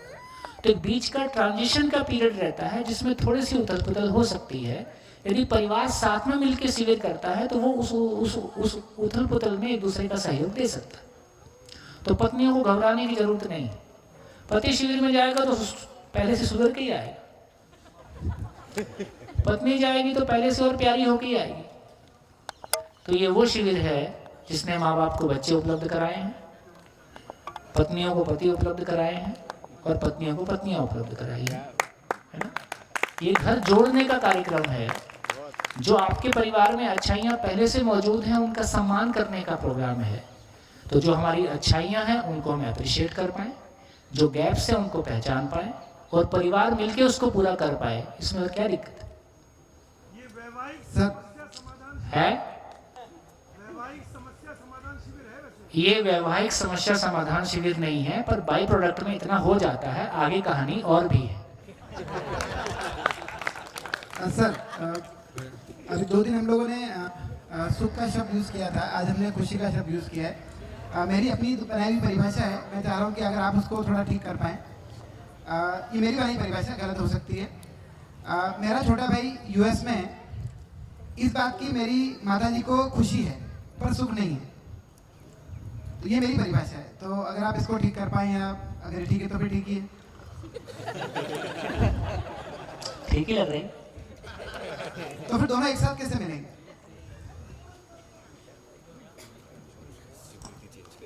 देखिए, बहुत मेहनत करके हमने अपने बच्चों को अपने से दूर भेजा है। उसके लिए कोई कसर नहीं छोड़ी है कि वो दूर चले जाएं। और जितनी ज़्यादा किलोमीटर दूर चले जाएंगे उतना ज़्यादा बड़ी उपलब्धि है। तो धरती का डायामीटर 12,800 किलोमीटर है। तो यदि 12,800 किलोमीटर के दूर पहुंचा पाए तो ये अधिकतम उपलब्धि है। तो अमेरिका में सेटल हो जाए तो ये अधिकतम उपलब्धि है। इसका मतलब ये हुआ कि प्रॉब्लम अमेरिका या इंडिया नहीं है, लेकिन वो कहीं ना कहीं जो एक भौतिक रूप से परिवार में उपलब्धि की आवश्यकता है, और जो अमेरिका हमको जाने के पहले जैसा लगता है और वो भेजने के बाद जैसा लगता है, सबकी फीलिंग में डिफरेंस है। तो ये ठीक है कि जब सफलता की हम बात करते हैं और यदि हम मानते हैं कि बढ़िया अमेरिका में बढ़िया करियर कर रहा है तो हमको अच्छा ही लगेगा, उसको आप एक नाम दे लीजिए। लेकिन अब बेटा पास में नहीं है और इमोशनली भी कहीं ना कहीं वो डिस्कनेक्ट आने लगता है बाय द वे, तो थोड़ा सा उसका मन में गैप रहता ही है कि ये गैप आ गया। तो जो अच्छा लगता है हम उसको अप्रिशिएट कर पा रहे हैं, जो गैप है उसको भी कह पा रहे हैं, इसमें क्या दिक्कत है। आगे क्या करना है वो दोनों की मिलके जरूरत है कि वो आगे क्या सोचना चाहते हैं। अब इसमें ये तो उनके सुख और खुशी होगी, अब इसमें मेरा एक दुख मिला हुआ है। ये मेरा दुख नहीं, हमारे कई मित्र हैं, हम सबका एक कंबाइंड दुख है। जहाँ 2 या 3 भाई हैं और एक अमेरिका अगर चला गया है तो दूसरा बाय डिफॉल्ट नालायक है।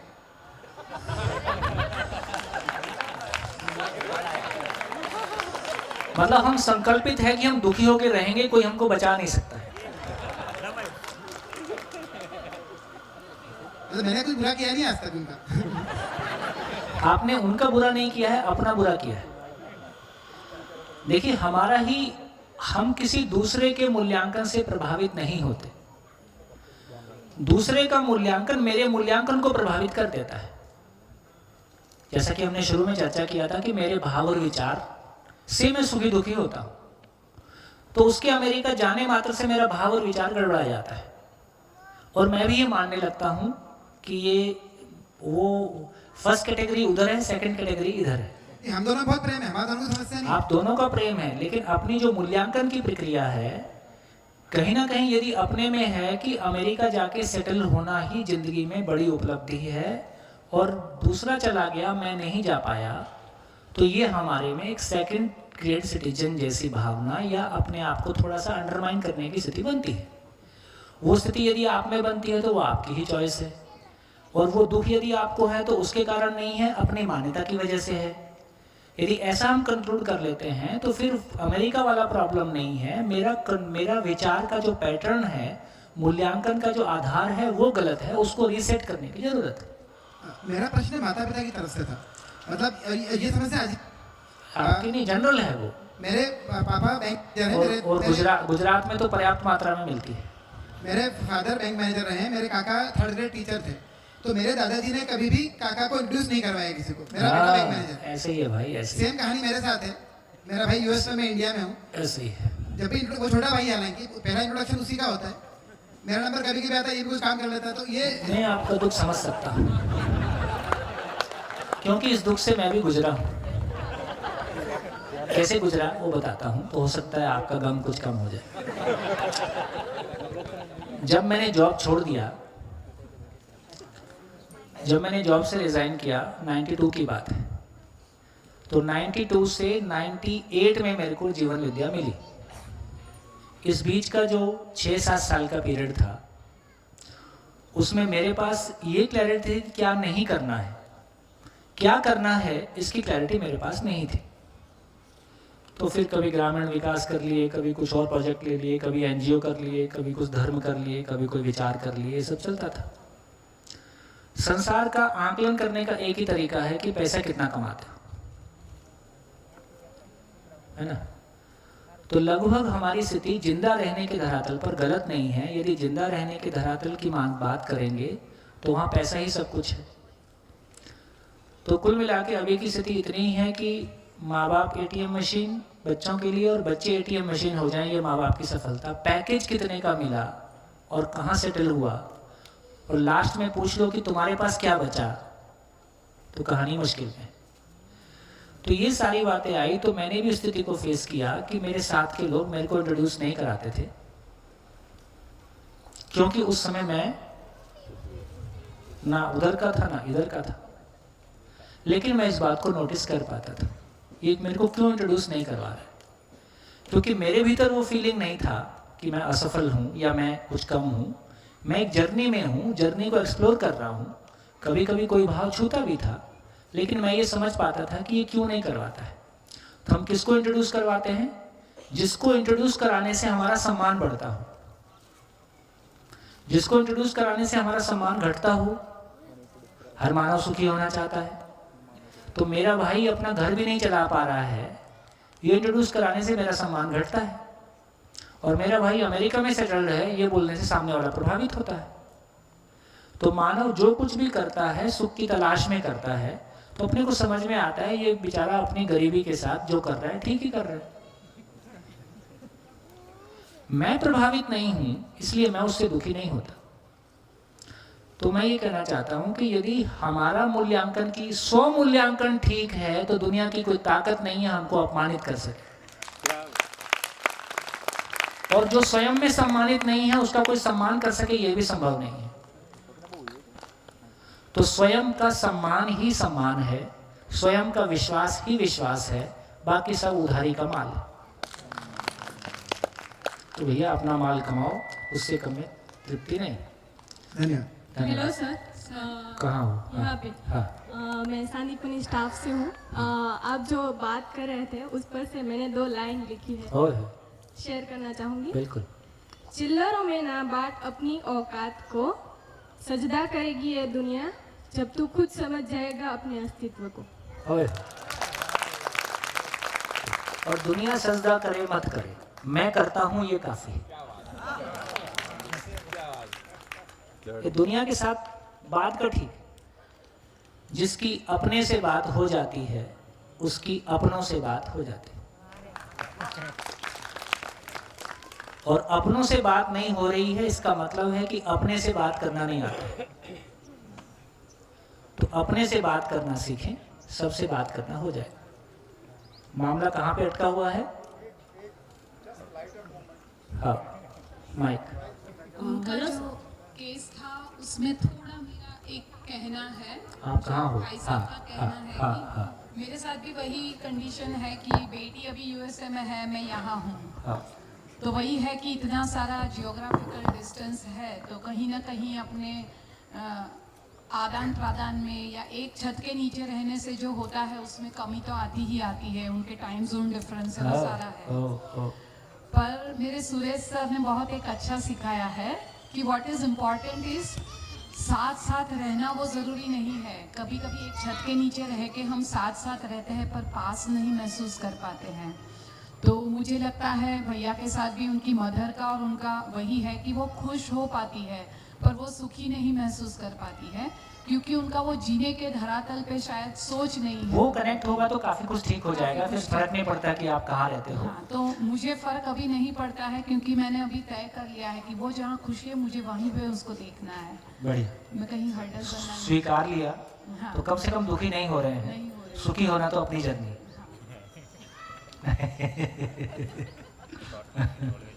Hello sir. हाँ સર હું શાંતિપુરની વિદ્યા મંદિરમાંથી છું। જગ્યા શાંતિપુરની। હા સર, તમે જે વાત કરો છો સન્માનની, પોતાના સન્માનની વાત કરો છો, તો જ્યારે પોતાનું સન્માન જે છે આપણે પોતાનું સન્માન કરતા હોઈએ છીએ તો ક્યારેક એમાં ઈગો આવી જાય છે। તો મને એ ડિફરન્સ જાણવો છે કે સેલ્ફ રિસ્પેક્ટ અને ઈગો વચ્ચે શું ડિફરન્સ છે? કેમ કે ક્યારેક પોતે હું જેમ કે હું જ વાત કરું છું तो घणी वक्त मने એવું લાગતું હોય देखिए, છે। सम्मान और अहंकार की पहचान ऐसी है, विश्वास बेसिकली वो स्वयं के प्रति विश्वास है। तो विश्वास जोड़ने का काम करता है, अहंकार तोड़ने का काम करता है। तो यदि उम्र बढ़ने के साथ साथ अपनों की संख्या बढ़ी है तो आप विश्वास के साथ हैं, सेल्फ रिस्पेक्ट के साथ हैं। यदि उम्र बढ़ने के साथ साथ अपनों की संख्या घटी है, अपनों का अपनापन और अपनों की संख्या यदि उम्र बढ़ने के साथ साथ घटी है, इसका मतलब आप ईगो के साथ हैं। ओके सर, ये आज एक મને કન્ફ્યુઝન હતું કે સેલ્ફ રિસ્પેક્ટ અને ઈગો એના વચ્ચે સાવ પાતળી લાઈન છે, ઈ જે છે ને એ જ નથી સમજાતી। हाँ, ओके, थैंक यू। इतनी भी पातली नहीं।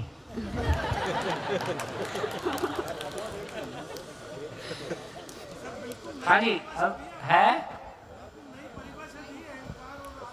हाँ, मैं ये कह रहा हूँ कि अभी मैं सभा से पूछ सकता हूँ, जो लोग 30-40 क्रॉस कर गए हैं, अपने में और अपने आसपास जांच के देखें, उम्र बढ़ने के साथ साथ अपनों का अपनापन और अपनों की संख्या घटती हुई दिखाई देती है या बढ़ती हुई दिखाई देती है?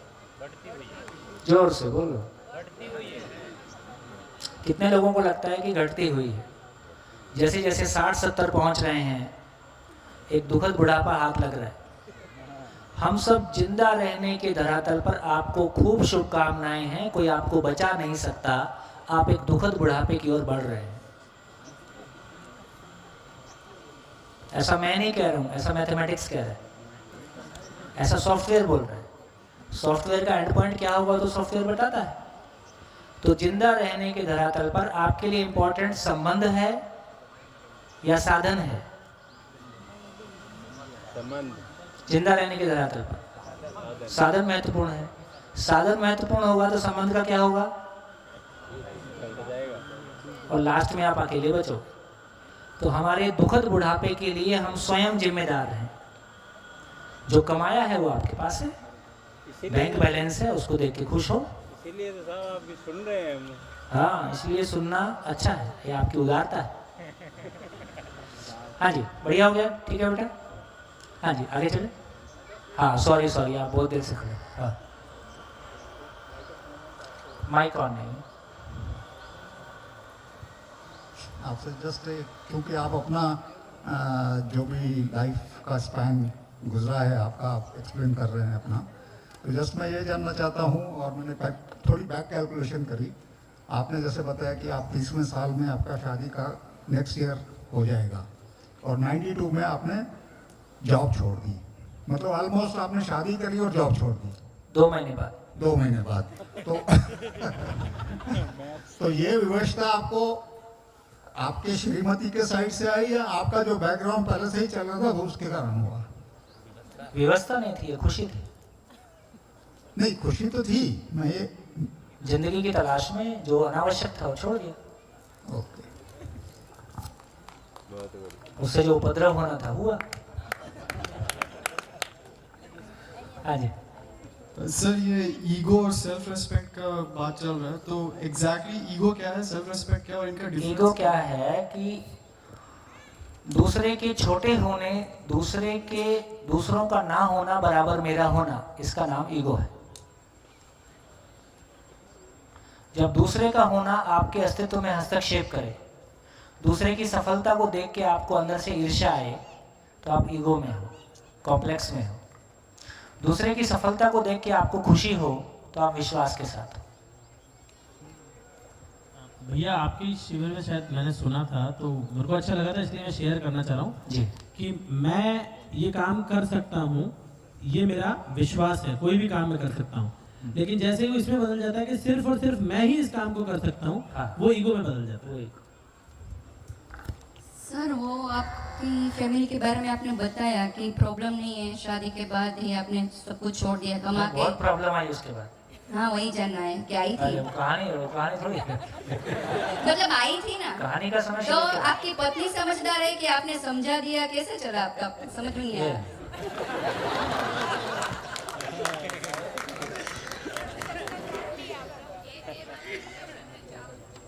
ये वाला चैप्टर अभी खोलने का नहीं। परेशानियां आई, पर्याप्त मात्रा में आई, स्ट्रगल रही, पर्याप्त मात्रा में रही, अभी इतना कहना काफ़ी है।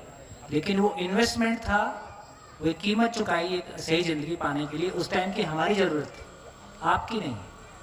हमारा समय वो था जब प्यासे को कुएं के पास जाना पड़ता था। आपका समय वो है जब टोंटी लगा के पानी घर में आया है। तो हमारी तलाश अलग तरह से थी, हमारी जर्नी अलग तरह से थी। आपकी जर्नी में उस सब की ज़रूरत नहीं है। आपकी जर्नी बहुत आराम की जर्नी हो सकती है। तो वो चर्चा अलग है, कैसे हुआ, क्या हुआ। हाँ जी, तो मैं सोचता हूँ कि अगले पॉइंट पे चलते हैं। इसका मतलब ये हुआ, एक थोड़ा सा कहाँ हुआ? आदित्य, हाँ, ये मेरी वाइफ का क्वेश्चन है और उसके आदेशानुसार वही पूछे तो अच्छा। मैंने भी यही बोला था। दे दो माइक उनको, ले लो, कोई नहीं, बोलो। हाँ हाँ जी, बैठे बैठे बोलो, चलेगा? हाँ चलेगा। नमस्कार। नमस्कार, मेरा नाम दिव्या है, मैं राजस्थान से हूँ। अभी एक टॉपिक था कि हस्बैंड वाइफ का, तो उसमें हमने कहा था कि अगर वाइफ चाहती है कि मूवीज़ देखना या फिर कहीं घूमने फिरने जाना, सीरियसली कि सब दिन ये काम कभी कभी से, तो उसमें भी हस्बैंड को साथ देना चाहिए, इसमें कोई बुराई नहीं है। बिल्कुल नहीं। पर मेरे हस्बैंड से मैंने पूछा कि अब आपको तो देखना पड़ेगा, मेरे साथ मूवीज़ वगैरह घूमने जाना पड़ेगा। तो ये कहते हैं छोटे छोटे में सुख मत ढूंढो, बड़े में ढूंढो। तो मैं इनसे पूछती, बड़े में क्या ढूंढो अब सुख?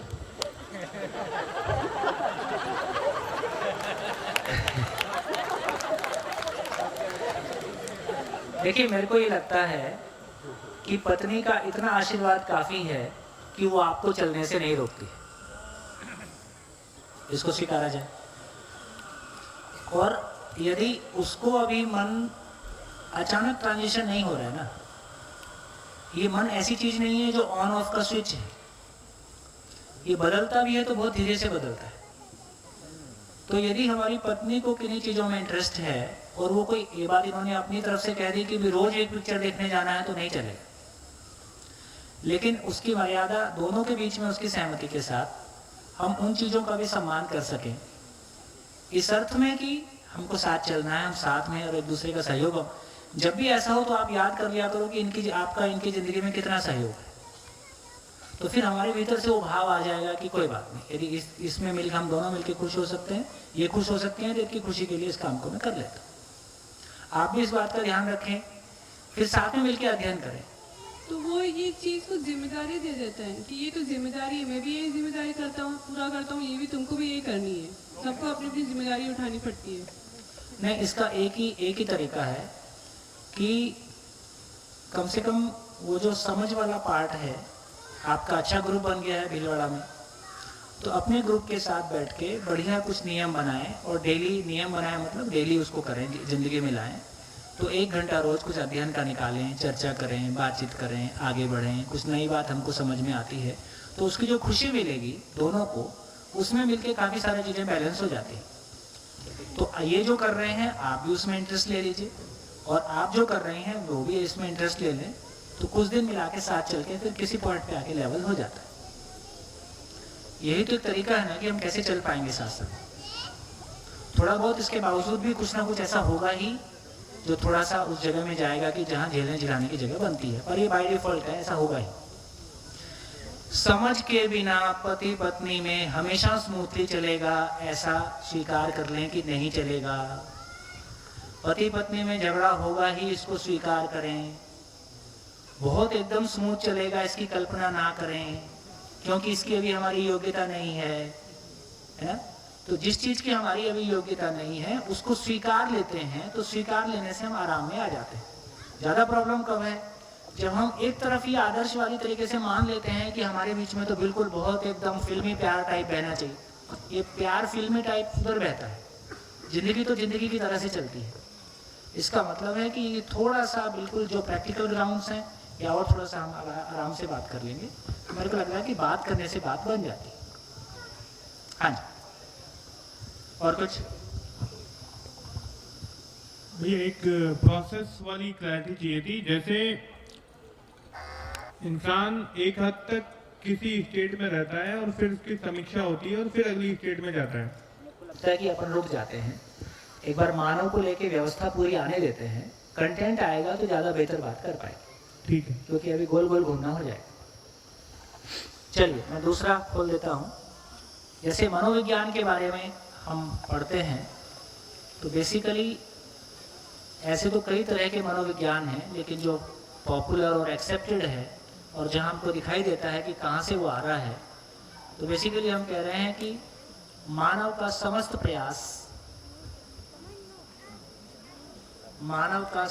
प्रयास केवल और केवल काम के लिए है, इंद्रिय सुख के लिए है ना। किसने बोला था ये? फ्रायड, ये रॉबिन्सन, सिगमंड फ्रायड।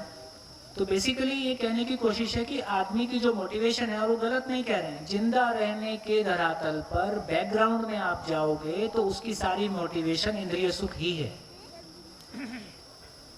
तो डार्विन तो अपना फ्रायड गलत नहीं कह रहा है, वो आदमी को केवल शरीर मान रहा है। शरीर मान के वो ये कह रहा है कि देखो भी आदमी इतना ही होता है। तो यदि आदमी इतना ही होता है, वो सिगमंड फ्रायड गलत नहीं है, पर आदमी इतना ही नहीं होता है, आदमी इससे ऊपर भी होता है। सही अर्थों में मानव को मानव के रूप में पहचानेंगे तो हमको पता चलता है कि आदमी क्या होता है। लेकिन यदि इतने में ही होता है तो देखो फिर बाप बेटी के रिश्ते और ये तमाम सारे रिश्ते कहाँ जाएंगे, समाज की स्थिति क्या होगी। यदि हमारा कुल मोटिवेशन उतना ही है तो हमारा स्टेट ऑफ माइंड क्या होगा, हमारा लेवल ऑफ कॉन्शियसनेस क्या होगा, है ना। तो इससे समझ में आता है कि ये लोचा कहाँ से आ रहा है। तो ये कैसा मनोविज्ञान है? ये कामोन्मादी मनोविज्ञान है। ये काम के लिए ये काम के लिए उन्माद पैदा करता है, काम उन्मादी मनोविज्ञान।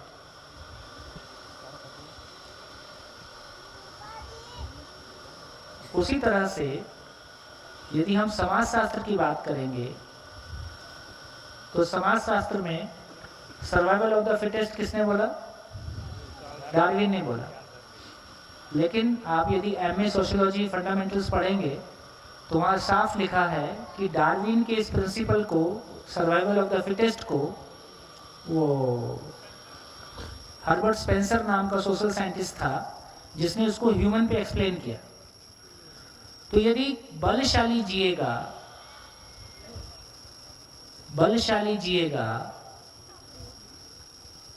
है ना, तो भैया मनी पावर, मसल पावर और आर्म्स पावर, इसी का नाम बल है। तो बलशाली जिएगा तो हमेशा तो मनी पावर, मसल पावर, हमेशा तो युद्ध होना नहीं है। तो कुल मिला के समाज करेगा क्या? समाज के पास काम क्या है? पैसा कमाएगा और भोग की ओर जाएगा। हमने समाज को कोई दिशा नहीं दिया ना। तो इसलिए कहा कि ये भोगोन्मादी समाजशास्त्र है, भोगोन्मादी समाजशास्त्र। तो 3 भूत हमने आदमी के सर पे चढ़ाए बाई एजुकेशन। ये भोग की प्रेरणा देता है, समाजशास्त्र भोग की प्रेरणा देता है, मनोविज्ञान काम की प्रेरणा देता है और अर्थशास्त्र लोभ की प्रेरणा देता है ना। ये तीनों हमारे माइंडसेट को तय करते हैं कि धन के प्रति हमारा दृष्टिकोण क्या होगा, स्त्री पुरुष संबंध के प्रति हमारा दृष्टिकोण क्या होगा, है ना, और लोगों के प्रति हमारा दृष्टिकोण क्या होगा, इसका सही सेट क्या होगा। यदि पूरी नेचर में देखें तो क्या चीज़ दिखाई देती है? एक चक्रीय क्रम दिखाई देता है। चक्रीय क्रम को बोला आवर्तनशीलता है। नेचर में क्या दिखाई देता है? जैसी मिट्टी है वैसे पौधे पैदा होते हैं, पौधे मिलकर उसकी उपजाऊ शक्ति को बढ़ाते हैं। जैसी मिट्टी है, क्या मिट्टी अपनी ताकत को रोक लेती है कि मैं पौधे को नहीं उपलब्ध कराऊंगा? क्या करती है? जितनी ताकत है पूरी उसको उपलब्ध करा देती है। माँ बाप अपने बच्चों के लिए अपनी ताकत को रोक के रखते हैं कि पूरी उपलब्ध करा देते हैं? पूरी उपलब्ध कराते हैं कि उधार में भी मांग के लाते हैं? उधार भी मांग के लाते हैं। और बच्चे वापस लौट के क्या अपेक्षा रखते हैं? वो पेड़ वापस मर के क्या करता है? और मर के ही करता है कि जीते जी भी करता है? जितना उसके ऊपर फूल पत्ती आती हैं सब उस मिट्टी में गिरती है, उसकी वजह से उसमें जो एक जैविक प्रक्रिया शुरू होती है। तो बंजर भूमि पे यदि पेड़ पौधे लगने शुरू हो जाते हैं तो धीरे धीरे वो भी मिट्टी बदल जाती है, यदि रासायनिक खेती नहीं हो रही है तो इससे हमारी क्लैरिटी बनती है कि बेसिकली मिट्टी का जीना क्या है, मिट्टी के जीने की क्वालिटी क्या है। मिट्टी की फर्टिलिटी, उसकी उर्वरकता। तो मिट्टी की क्वालिटी उसकी उर्वरकता है, लेकिन मिट्टी की क्वालिटी कैसे बढ़ी? कि उसने अपनी पूरी ताकत पौधे को उपलब्ध करा दी। तो मिट्टी का पौधे के लिए जीना, माँ बाप का अपने बच्चों के लिए जीना, मिट्टी का पौधे के लिए जीना, उसके फलन में मिट्टी की जीना बढ़ जाना, ये साइकिल है, ये साइकिल है। तो इस अर्थ में देखेंगे तो हम दो बातें सुनते हैं, पूरी नेचर में कैसा है, और उसी को आगे भी देख सकते हैं। पेड़ पौधे अपने आप को उपलब्ध करा देते हैं मानव को और पशु को और मिट्टी को। उससे पेड़ पौधे जो अगली बार आते हैं कमजोर आते हैं कि और ताकतवर आते हैं? क्योंकि सारी ताकत फिर से वापस मिलती है, पौधे और ताकतवर आते हैं। तो पेड़ पौधे बाकी तीनों अवस्थाओं के लिए जीते हैं और बेहतर पेड़ पौधे आते हैं। पशु पक्षी देखें तो शेष तीनों के लिए जीते हैं, उससे पशु पक्षी कम हो गए कि और उनका वंश वृद्धि हो गया। आप देखेंगे कि जो जंगली बेर होता है बहुत पतला होता था, हमने उसका क्वालिटी को बढ़ाते बढ़ाते मोटा बेर बना दिया। तमाम ऐसी क्वालिटीज आप देखेंगे जिसमें हमने प्राणावस्था की क्वालिटी को बढ़ाया है। इस पूरी साइकिल से क्या समझ में आ रहा है? इस पूरी साइकिल से क्या चीज पे हमारा ध्यान जा रहा है? जब एक इकाई अपने आप को दूसरे के लिए इन्वेस्ट करती है तो उसकी गुणवत्ता बढ़ जाती है। जैसे मैं अपने आप को आपके लिए इन्वेस्ट कर रहा हूं, तो इससे मेरा कोई नुकसान होने वाला है क्या? इससे मेरी गुणवत्ता और बढ़ने वाली है। तो मेरा पेमेंट क्या है? मेरी कमाई क्या है? मेरी कमाई मेरे भाव और विचार की क्वालिटी, मेरा लेवल ऑफ कॉन्शियसनेस। तो मेरी कमाई, मेरा सुख, यदि आपके साथ मेहनत करके मेरा सुख बढ़ता है तो मेरा पेमेंट मिल गया कि नहीं मिला? तो इससे क्या निकला? मिट्टी किसके लिए जी रही है? पेड़ पौधे और बाकी अवस्थाओं के लिए। पेड़ पौधे किसके लिए जी रहे हैं? और मानव किसके लिए जिए? अपने लिए। जीने के अर्थ में कहें तो मानव कैसे जिएगा? बाकी तीनों अवस्थाओं के लिए। तो दोस्तों, क्या ठीक है? जियो और जीने दो। नेचर में कैसा है? दूसरा, जीने दो और जियो।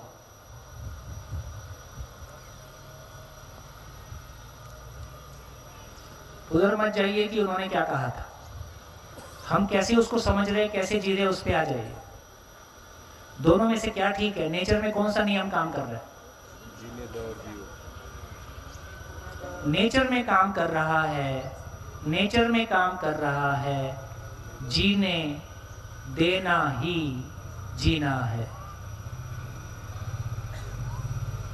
बाकी खाना पीना है।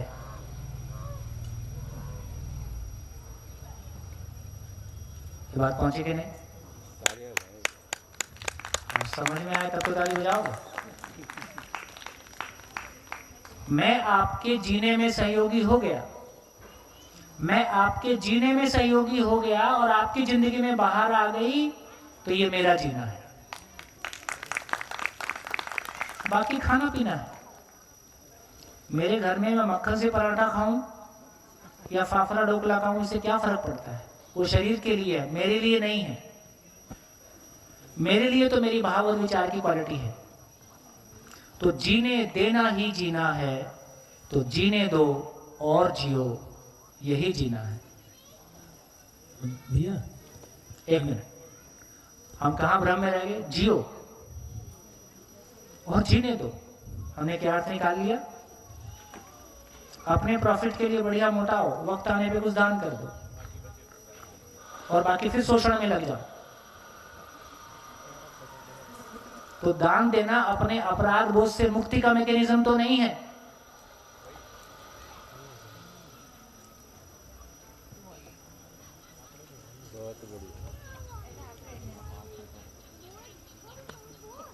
ज्यादा हो गया?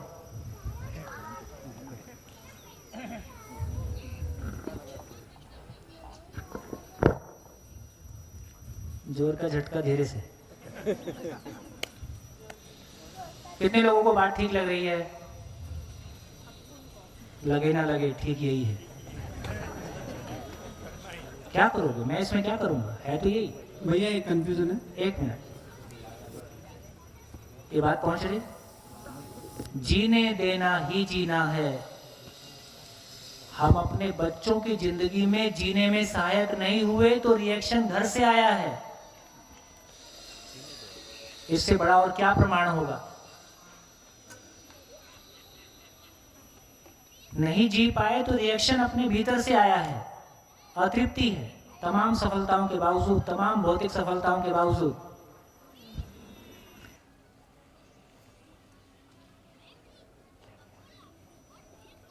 अब बोलिए, कहाँ थे आप? भैया पहले मैं इधर था। हाँ, काम हाँ तो खड़े हो। हाँ हाँ ठीक है, ठीक, कोई बात नहीं, बैठे रहो, बैठे रहो। भैया कल जैसे हम में डिस्कस हो रहा था आपस में, तो ये जो जीने देना ही जीना है, इसको अगर जैसे जीने देने को सहअस्तित्व कह सकते हैं। हाँ, यही सहअस्तित्व। और जीने को अस्तित्व कह सकते हैं। वो दोनों एक ही शब्द है। एग्जिस्टेंस इज को एग्जिस्टेंस। तो इसको ऐसे समझे, क्या सहअस्तित्व ही अस्तित्व है या अस्तित्व ही सहअस्तित्व है, सहअस्तित्व ही अस्तित्व है। एक ही बात है, ही लगा है, ही नहीं है। तो बेसिकली हम अकेले हैं नहीं, हम साथ साथ हैं। हम साथ साथ हैं का मतलब शरीर साथ साथ नहीं है। हम मानसिक रूप से और भाव रूप में साथ साथ हैं कि नहीं है। देखो, एक छत के नीचे रह के हम करोड़ों मील दूर हो सकते हैं और लाखों मील दूर होके हम एक दूसरे के पास हो सकते हैं। तो दूरी शरीर और शरीर के बीच में है, जीवन जीवन के बीच में या मानसिकता के बीच में दूरियां नहीं होती। वहां दूरी ना समझने का एक नाम है। तो भाव भाव के बीच में दूरी नहीं है, भाव भाव के बीच में ना समझने वाली दूरी है। फिजिकल दूरी का कोई मीनिंग भाव के साथ होता नहीं। फिजिकल दूरी शरीर के साथ होती है ना। इससे हमारा ध्यान इस बात पर जाता है कि हम साथ साथ हैं। साथ साथ होने का मतलब है कि हमारे बीच में कोई दीवार नहीं है। इसका मतलब है जो पूरी की पूरी नेचर, पूरी की पूरी कायनात में जो सुखी होने का नियम है उसको मैं बदल नहीं सकता। मैं जैसा हूँ मैं उसको बदल नहीं सकता। मैं जैसा हूँ मैं उसको समझ सकता हूँ, समझ के वैसा जी सकता हूँ। मनमानी नहीं चलेगी। मनमानी का स्पेस नहीं है एग्जिस्टेंस में। हाँ जी भैया, आपने अभी समझाया था ये पदार्थ अवस्था प्राण अवस्था, इसके अंदर मुझे थोड़ा सा जहाँ कन्फ्यूजन लग रहा है तो उसी वो डाउट को मैं क्लियर करना चाहता हूँ। जैसे मैं एक भूगोल का विद्यार्थी हूँ, तो भूगोल पढ़ाता भी हूँ, तो उसके अंदर एक आदिवासी समुदाय एक शिफ्टिंग कृषि करता है, यानी स्थानांतरित कृषि करता है। उस स्थानांतरित कृषि में वो 2-3 वर्ष तक उस भूमि पर खेती करता है और उसको छोड़कर उसकी उपजाऊपन खत्म होने पर वो दूसरी जगह जाता है। तो उससे जैसे आपने यहाँ बताया कि भाई प्रकृति में वो सारी चीज़ें हैं और आने वाली जो बीज है वो उन्नत किस्म का आता है और वो अच्छे किस्म के रूप में वो डेवलप। तो उस किसान को वो छोड़कर वो जो आदिवासी जो खेती कर रहा है उसको छोड़ने की आवश्यकता क्यों पड़ी? अगर मानव के रूप में मतलब है तरीका गलत है। तो जो आपको नेचर से लेना है वो ले लो, बाकी उसको वापस लौटा दो। तो जो कार्बनिक मटेरियल है, यदि हमने गेहूं लगाया एक खेत में तो गेहूं हमारी जरूरत थी। भूसा वापस या तो पशु को जाएगा, पशु के पेट से निकल के वापस गोबर के रूप में आएगा, या डायरेक्ट वहीं पे कंज्यूम होगा। तो यदि वो चेन को हम मेंटेन कर लेंगे तो ऐसा नहीं होगा जैसा हो रहा है। तो वो प्रकृति में तो ऑलरेडी प्रकृति के अनुसार वो तो उसको आप आदमी को छोड़ दो, जंगल पे आ जाओ। जो प्राकृतिक जंगल है पहले से बेहतर हो रहे हैं कि खराब हो रहे हैं? आदमी का हस्तक्षेप है तो खराब हो रहे हैं। इतनी ही बात है। आदमी की चर्चा ही मत करो। आदमी को समझने की बात करो। हाँ जी, हाँ बेटा, माइक ले लो। कल अजय भैया ने एक चीज़ बोली थी कि रिजल्ट आया क्या। मैं उनसे इस चीज़ पे आर्ग्यूमेंट कर रही थी कि पता है फिर भी नहीं करते। तो उन्होंने एक चीज़ पूछी, वो कल से मेरे दिमाग में चल रही थी। तो अभी आपने जो फ्राइड का एग्जाम्पल दिया तो डायरेक्टली मेरा माइंड वहाँ पे गया कि अगर देखना है कि कोई सक्सेसफुल कितना है तो उसकी लाइफ में देखो। तो मैं उसकी लाइफ के बारे में पढ़ रही थी और मैंने देखा उसने पूरी ज़िंदगी बहुत सफ़र किया, बहुत पेनफुल डेथ भी रही। उसका साइकोलॉजी में, साइकोएनालिसिस में इतना कुछ सहयोग देने के बाद भी उसकी खुद की लाइफ मिजरी से भरी हुई थी। तो उसका जो पूरा ध्यान ही वही भौतिक सुख पे था, तो वैसे ही वो जिया भी। और उसके काफ़ी सारे कॉन्सेप्ट्स काफ़ी माइंड डिस्टर्बिंग है, लेकिन सच है अगर वहाँ से देखा जाए तो वो चीज़ मुझे क्लियर हुई कि उसकी खुद की क्वालिटी ऑफ लाइफ कैसे, वहाँ से हम जज कर सकते हैं कि वैसे जीना है या नहीं। फेमस होने के बाद भी वो खुश नहीं था कभी। फेमस होना सही होने का प्रमाण नहीं। तो वहाँ से वो मुझे क्लैरिटी आई कि ये चॉइस हमेशा रहेगी कि जिंदा रहना है या जीना है। तो अब आपके पास एक नई खिड़की आ गई। हर चीज को उसमें रख के देखेंगे तो आपको सही जगह प्लेस हो जाएगा। अब गड़बड़ नहीं होगा। उसने क्यों ऐसा बोला ये भी समझ में आएगा। जब मैं स्वयं को शरीर मान के जीऊंगा तब पैसा ही इम्पोर्टेंट है, सेक्स ही इम्पोर्टेंट है और दूसरे को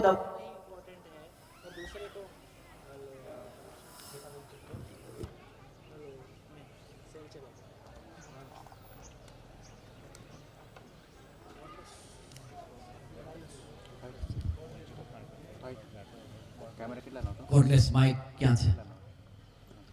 Where is cordless mic? Please give. हाँ.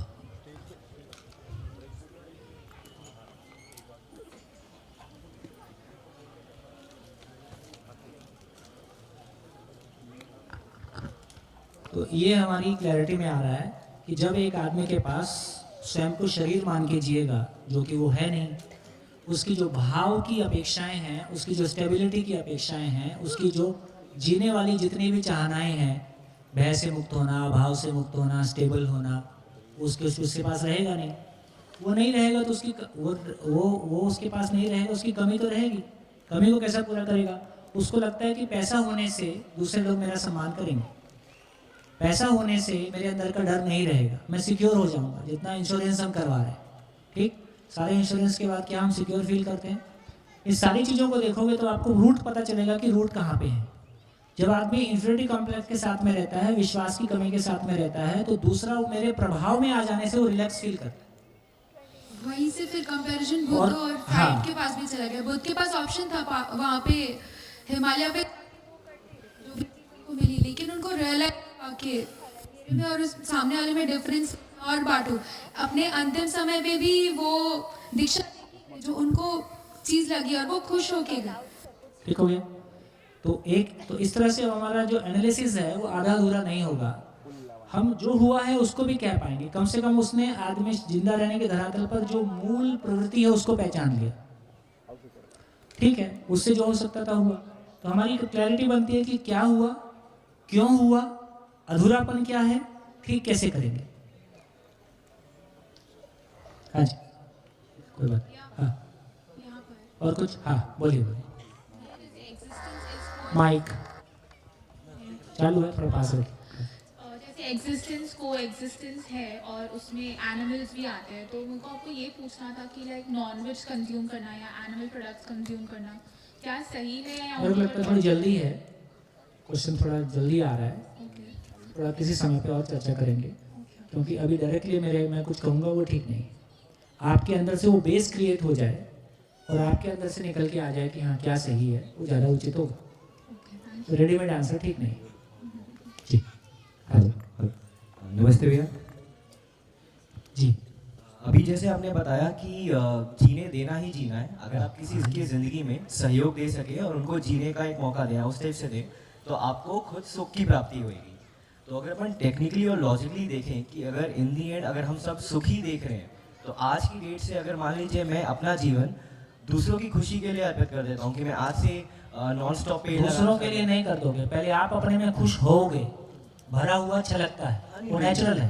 नहीं, वो बिल्कुल। तो अपने में वो स्टेबिलिटी आ जाएगी, तो बाई डिफॉल्ट आप वैसा करोगे। नहीं, बिल्कुल। मैं अगर मान लीजिए उसको दूसरे पॉइंट ऑफ व्यू से लेता हूँ कि मुझे इन दी एंड खुशी ही चाहिए, तो मैं टेक्निकली अगर स्टार्ट करता हूँ कि आज से मैं पेड़ लगाना स्टार्ट कर देता हूँ, लोगों की मदद करना स्टार्ट कर देता हूँ, जो भूखे हैं, जो जानवर, वो संवेदनशीलता है। हाँ, तो इसमें अगर मैं कंटिन्यूसली इसको फॉलो करता हूँ नहीं होगा।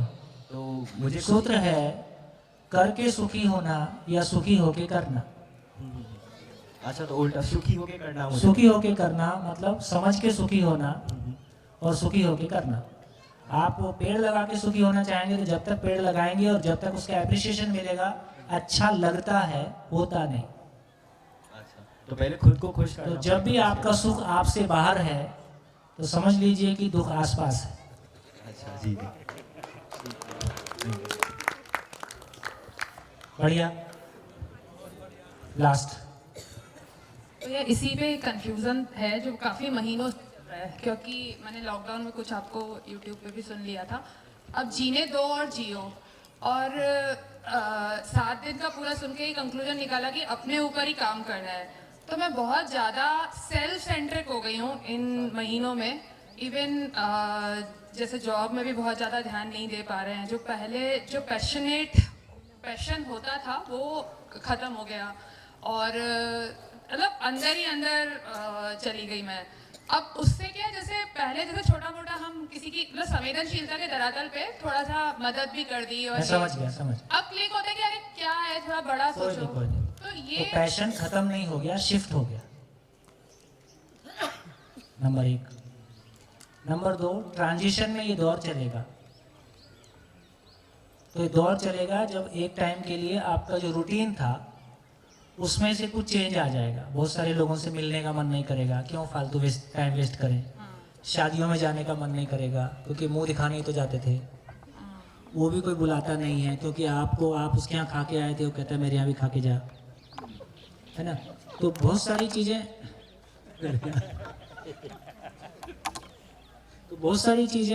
है ना, अब खाली हैं और आप प्रतिभाशाली हैं तो आपने कई सारे क्लब ज्वाइन कर लिए हैं, वहाँ लोगों से मिलते हैं, थोड़ा अपने आप थोड़ा अच्छा भी लगता है, लोगों से मिलते हैं और कुछ अपनी इंपॉर्टेंस बताते हैं, फिर आपको लगता है इसका भी कोई मीनिंग नहीं है, तो आप हर जगह में मीनिंग ढूंढने लगते हैं और जहाँ जहाँ मीनिंगलेसनेस दिखाई देती है विड्रॉ करते जाते हैं, होता जाता है, करते नहीं है, होता जाता है, और जहाँ मीनिंग है उसकी तलाश में लग जाते हैं। लेकिन तो ये ट्रांजिशन का दौर चलेगा, हो सकता है ये 1 साल चल जाए। लेकिन भैया एक मेरी मिनट, संवेदनशीलता खत्म हो रही है। कोई बात नहीं, कुछ समय के लिए सेवा वेवा भी निपट जाता है, क्योंकि सेवा संवेदनशीलता संज्ञानशीलता के लिए नियोजित हो गई है, इन्वेस्ट हो रहा है, खत्म नहीं हो रहा है, तो कुछ समय के लिए वो भी निपट जाएगा। कुछ समय के लिए लोग आपको कहेंगे यार तुम स्वार्थी हो गए हो, मिलते नहीं हो, कुछ तो भी गड़बड़ है, मुस्कुराते रहो, नमस्कार करते रहो। साल भर में हो सकता है वो स्थिति आ जाएगी जब आप वापस लौटते हो, फिर इन सारी चीज़ों को हैंडल कर लो, फिर संतुलित हो जाएगा, फिर सेवा भी संतुलित हो, कितना करना है, नहीं करना है, क्यों करना है। अभी कई बार हम सेवा दूसरों की नहीं कर रहे होते हैं, अपनी पहचान की तलाश में प्लेटफॉर्म ढूंढ रहे होते हैं। किए हुए हैं ना, तो कुछ नहीं है भैया, हम किसी की सेवा नहीं कर रहे, हम अपनी पहचान ढूंढ रहे, या कई बार हम अपना अपराध बोझ से मुक्त हो रहे। तो सच्चाई ये है कि एक बार जिंदगी को पहचान के फिर आप सही अर्थों में सेवा क्या होगी वो भी समझ में आएगा, सही अर्थों में सहयोग क्या होगा वो भी समझ में आएगा। तो अपने को समझे बिना जो कुछ कर रहे हैं वो कहाँ लेके जाएगा पता नहीं। तो आराम से चलो, कोई परेशान होने की बात नहीं, संसार के मूल्यांकन की चिंता मत करो, चलो। धन्यवाद, नमस्कार, फिर मिलेंगे ब्रेक के बाद।